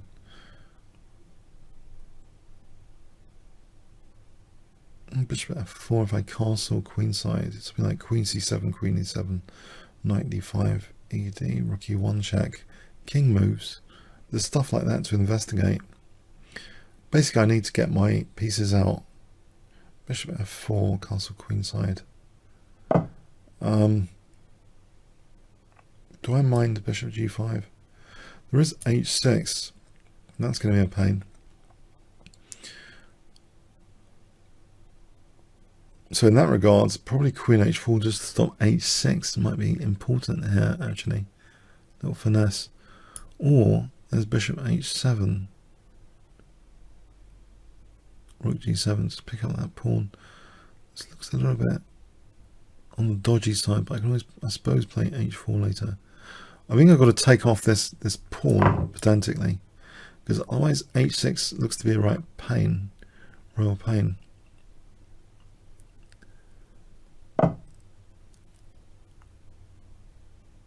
Really? Isn't that Bishop takes G8? Queen H1, King E2. I was Knight D4. King D2. I'm not entirely sure about this. If I can just take on G8, I'm going to go for that.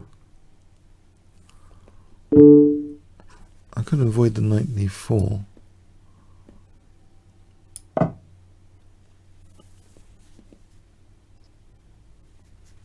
There's B3 for Bishop A3 to hit the Queen, actually. B3, Bishop A3 seems like a very nice idea.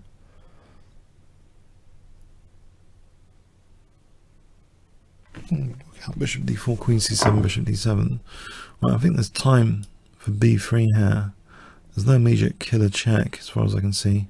If he wants to, I could win the rook, but even so, if I get this bishop here, I mean that's the end of Black's king. Let's check this out. Because there's Queen D6 on King E8. Well, there's always F4 minimum anyway, even if King E8 is safeguarded. But things like Bishop F7, and there's Queen D6 here. King E8, Bishop F7 looks like mate.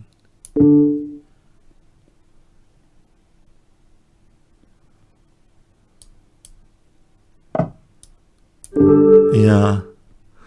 Okay. Thanks, Time Travel Junkie.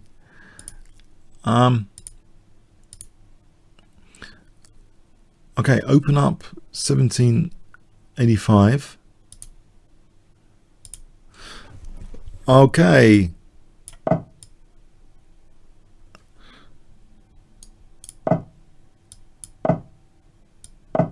I'm going to play this not with a view of a boring game. I'm going to play with C4, which is a system Kasparov has once played in the Exchange French. And I played a bit against someone in Blitz once. He was playing this kind of line and got me excited about it in some way.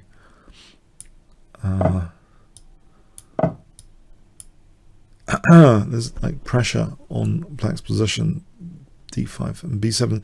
So you see it's not exactly like your typical exchange French defense, and also white even might be considering castling queenside.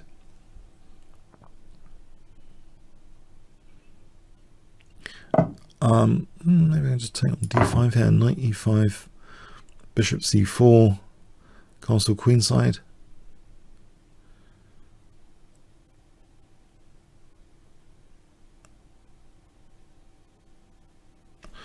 Let me see this position, knight e5, bishop c4,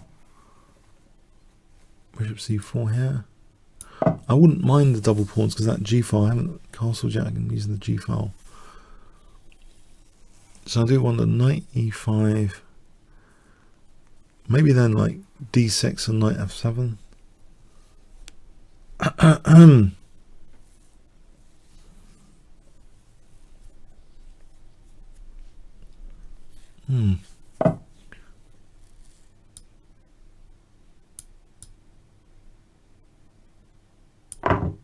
What do you guys think of the webcam today? Webcam? Is it good? Do you like it?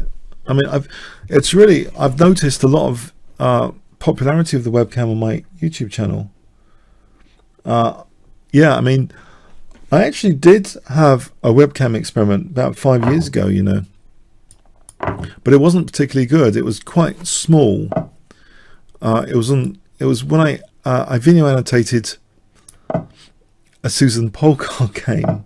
Unfortunately, by saying this, someone could dig it out, and you'll notice a picture of Kylie Minogue in the background, which of course is not there now. I have not got a poster of Kylie Minogue, honest. But that was pre-chroma key stuff. There with chroma key, I don't have to show my background.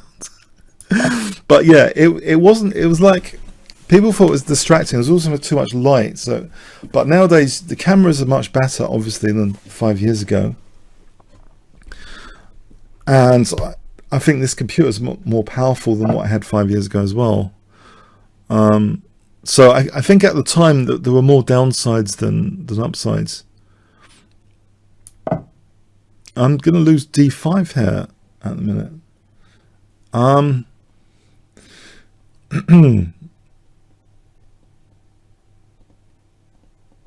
Yeah, I'm going to lose d5, bishop d2. This might not be that fun.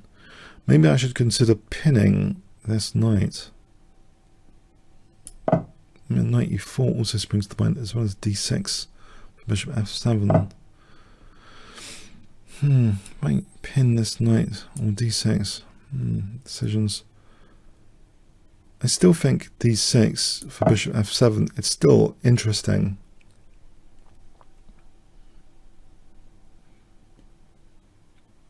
Pedrick cube. Sorry, not sure.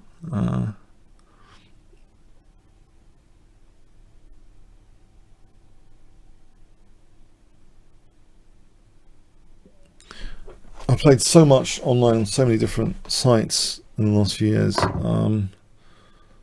Bishop f7.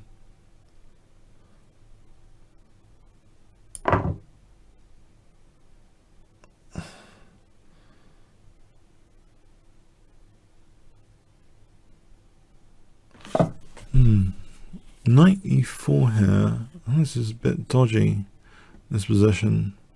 I don't like the bishop hanging out there like a loose piece potentially.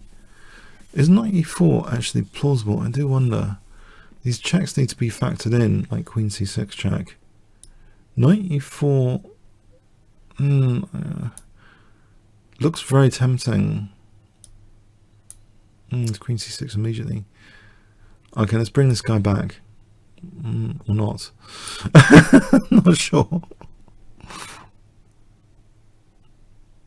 No, I'm not sure. Knight b5, queen c6, bishop c4. Let's not lose on time.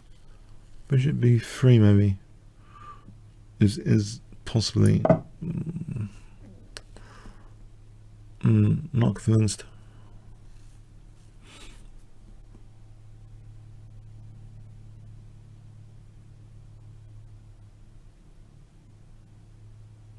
Scary, because of this queen c6. I think that makes it a bit scary in this b file. It's a bit of a scary position. Somehow I need to make it more solid. How do I make king safety more solid here? Maybe d5.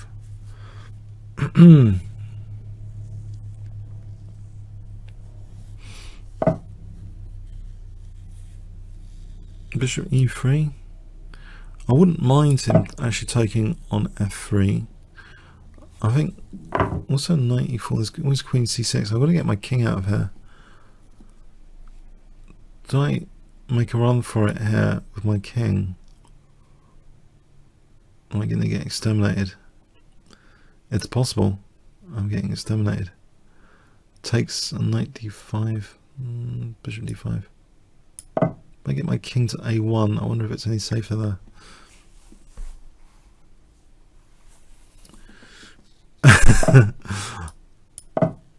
Run! Run, king, run. Alright, so knight e4 and then g5. Knight e4 actually seemed more plausible with the king tucked away. Maybe then knight g5, knight f7. Knight g5 with tempo and then knight f7 wins the exchange. Looks as though this is more interesting than earlier. Knight g5 hits the rook. From my perspective anyway. The rook, I might be winning the exchange there, but also knight f7 is going to be dangerous.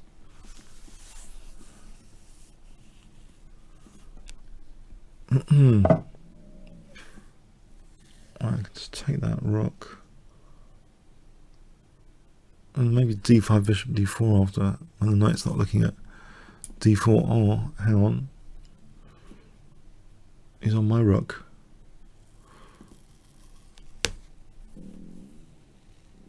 Okay, let's play a move.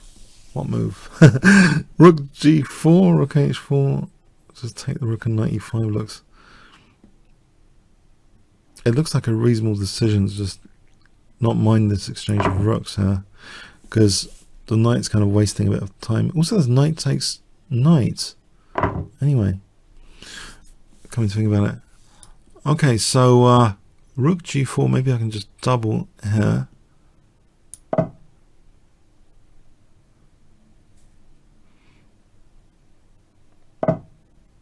Maybe rook g6. I'm on not b6. Whoa, now things get scary again. Oh, I don't like this queen e4 business. But I think I have to face it up to it, because there's queen c2. Queen c2 it protects the rook.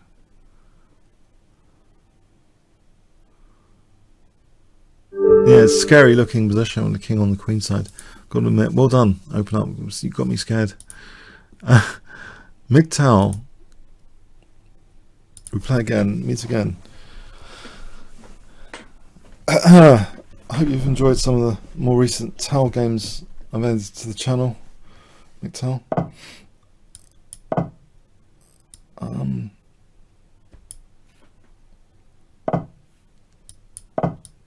So,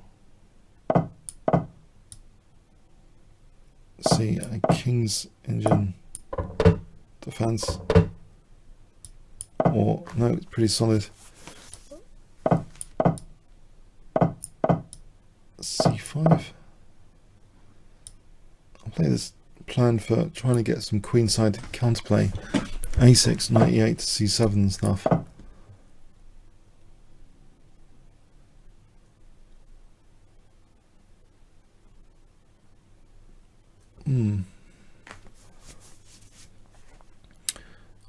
Yeah, it's a pretty tough nut to crack, I must admit, in this position. Obviously, white's pretty solid here. I wish I could remember to play like this against when I play high rated, like GMs and stuff. Not to be. Sometimes I do, I guess.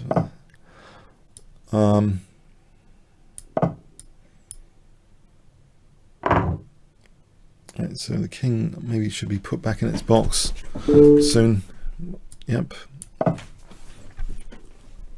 Rook b8, bc, bc, bishop. Okay, rook b8.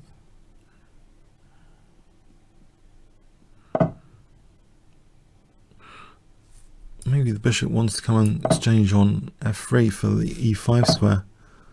If I do a strategy of dark square play, I'll play like knight b6, bishop g4, taking knight e5.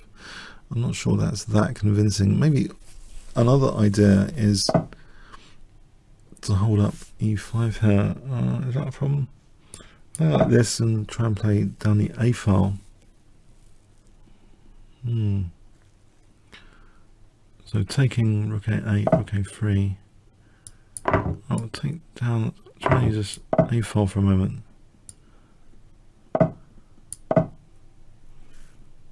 If I get a pawn off b4, I can have a knight on b4. Okay, pretty solid. Don't like to play this move, but it holds up e5. I do wonder, it's pretty blocked up over here. Is white just getting that a file? Is this rook a tactical liability? Could this be a downside to this rook? It can be protected. It's not really threatening a major infiltration. If I play e5, would that be really too cheeky? Would my position be able to cope? Because it does blast open the bishop. I'll go for it. It blasts open the bishop on the diagonal. Yeah. Now, for my next trick, I'm going to play for f5. So king h7, I'm going to try and play aggressively.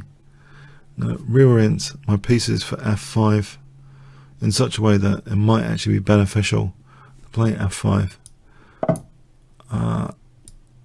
If that's possible. Although h6 is very, very sensitive. Probably I should kick the knight away. I don't really want to do that. It makes f5 even more unplayable. Oh, queen d2 is coming. Is f5 possible here without any h5? Oh no, I think it just takes the bishop d3. King g7 for rook h8. Yeah, that would handle queen d2, rook h8. And then think about my next trick. Where's that knight going?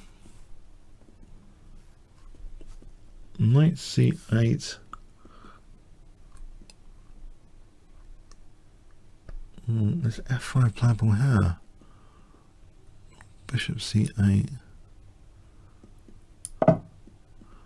Knight f8, f5. Knight f8, bishop d7, queen c8. Trying to orient for f5, bishop d7. F5.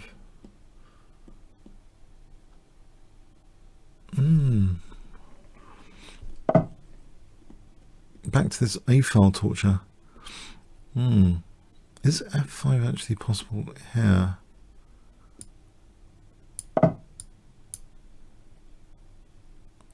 There's always, I think maybe the rook h7 is a resource for this a file. e4 is always like queen check. I've got to be careful about the queen check, but is it devastating or not? Maybe king h7 on the queen check. King h7. Possible. It gives me knight g6 to e5 potentially, if I can get away with this. Oh, that's been ruled out. Knight d7 to e5, that's ruled out. Knight h7 to f6. Queen a7 is scary. Queen b7. I think this file is getting too scary. I'm gonna have to defend like this.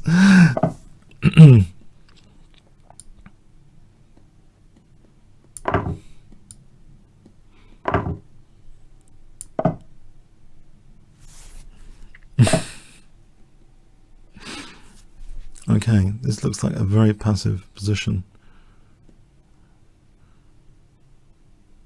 Actually, have I got any pieces to move? Rook g7?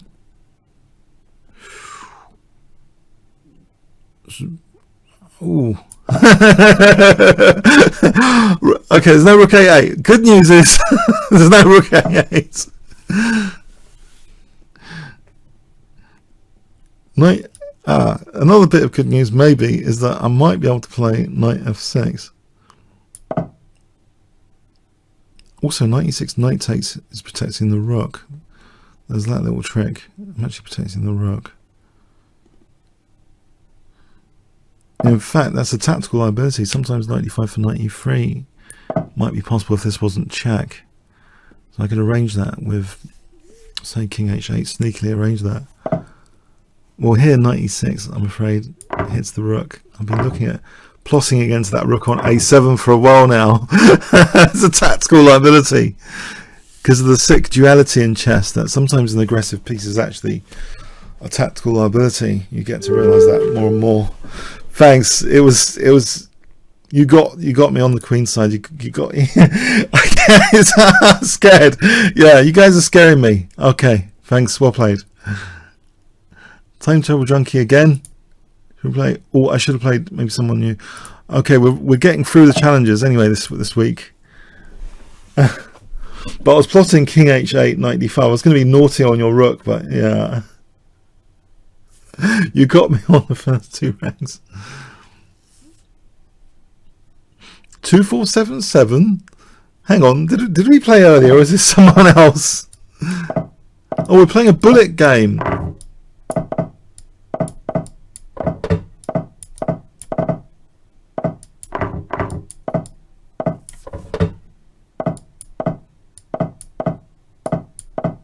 Okay, not too much time for commentary on bullet.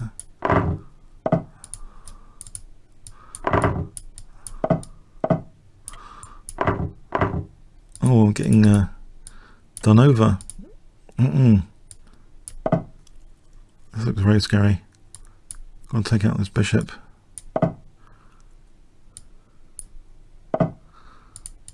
Oh no, I've just been mated. Oh, well played.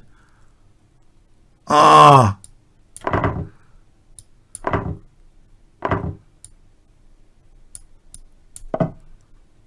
I'm down to 23 seconds as well. Slaughter. There goes my bullet rating.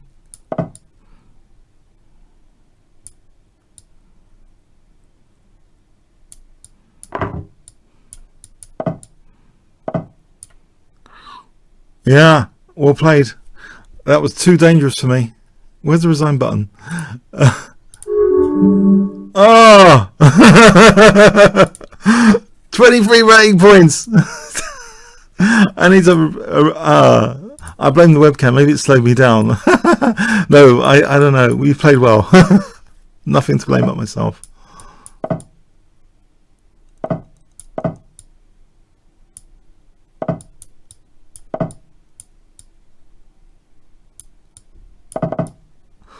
This week has been a week of my first defeats. Well done, guys.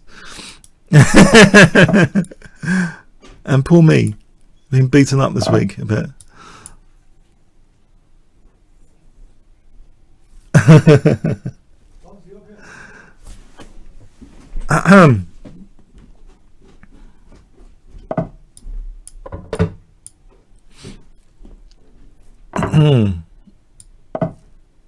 So here, knight d5 coming up.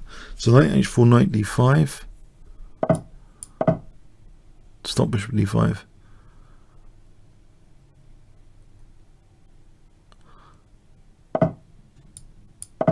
Okay, so queen g8 and rook b8.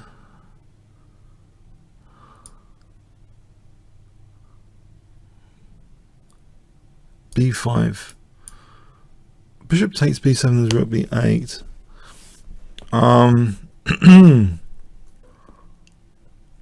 F4 might be interesting at some point.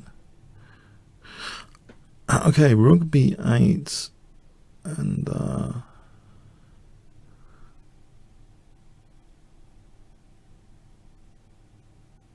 rook b8 and b5 come to mind.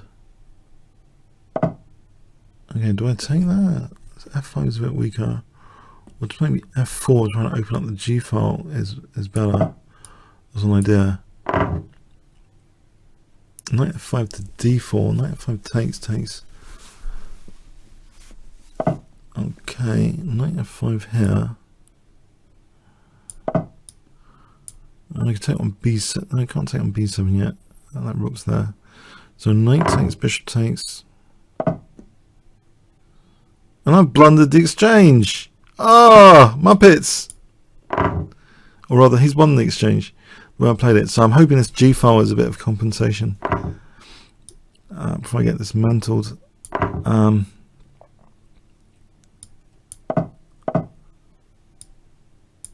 protect the second rank.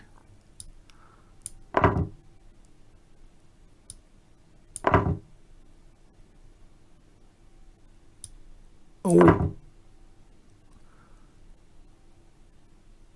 Bishop e4 to d5? Yes, I was slightly concerned the exchange down here. Yes.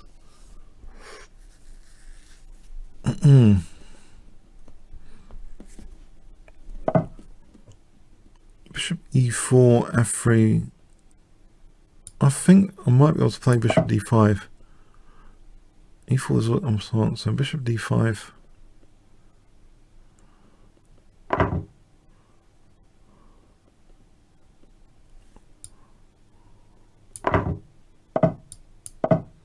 Maybe rook e7 a bit of play. Try to make things tricky. I think, oh, I should have maybe nabbed. That rook's traps, isn't it? If rook takes e7, king takes, traps the rook. I wonder if I get to play bishop a2 at some point.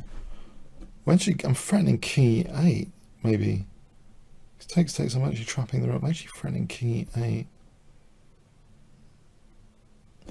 King e8 seems to be a threat. Does that actually equalize? Gets back the exchange, maybe. No, there's rook d8. No. I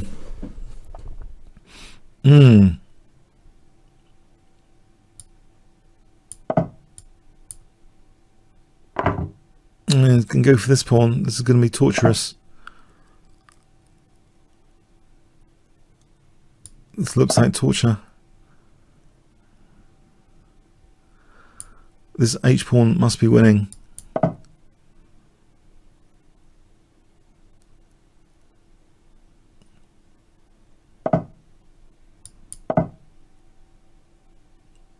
Can't imagine what sort of possibilities try and come back in this game. I do wonder.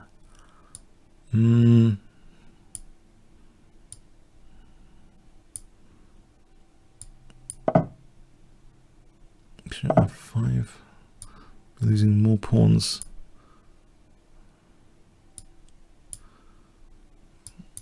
It's pretty hopeless, I think. Let's see.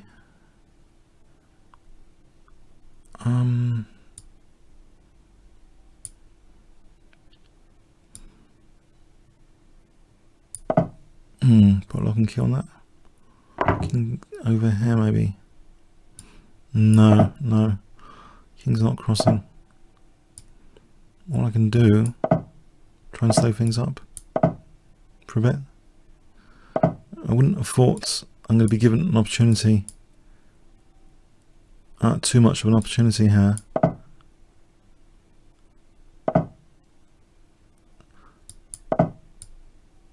Take king b3. I think the last chance saloon for something. No. Nope. I'm resigning. Well played. I've been really beaten up this week.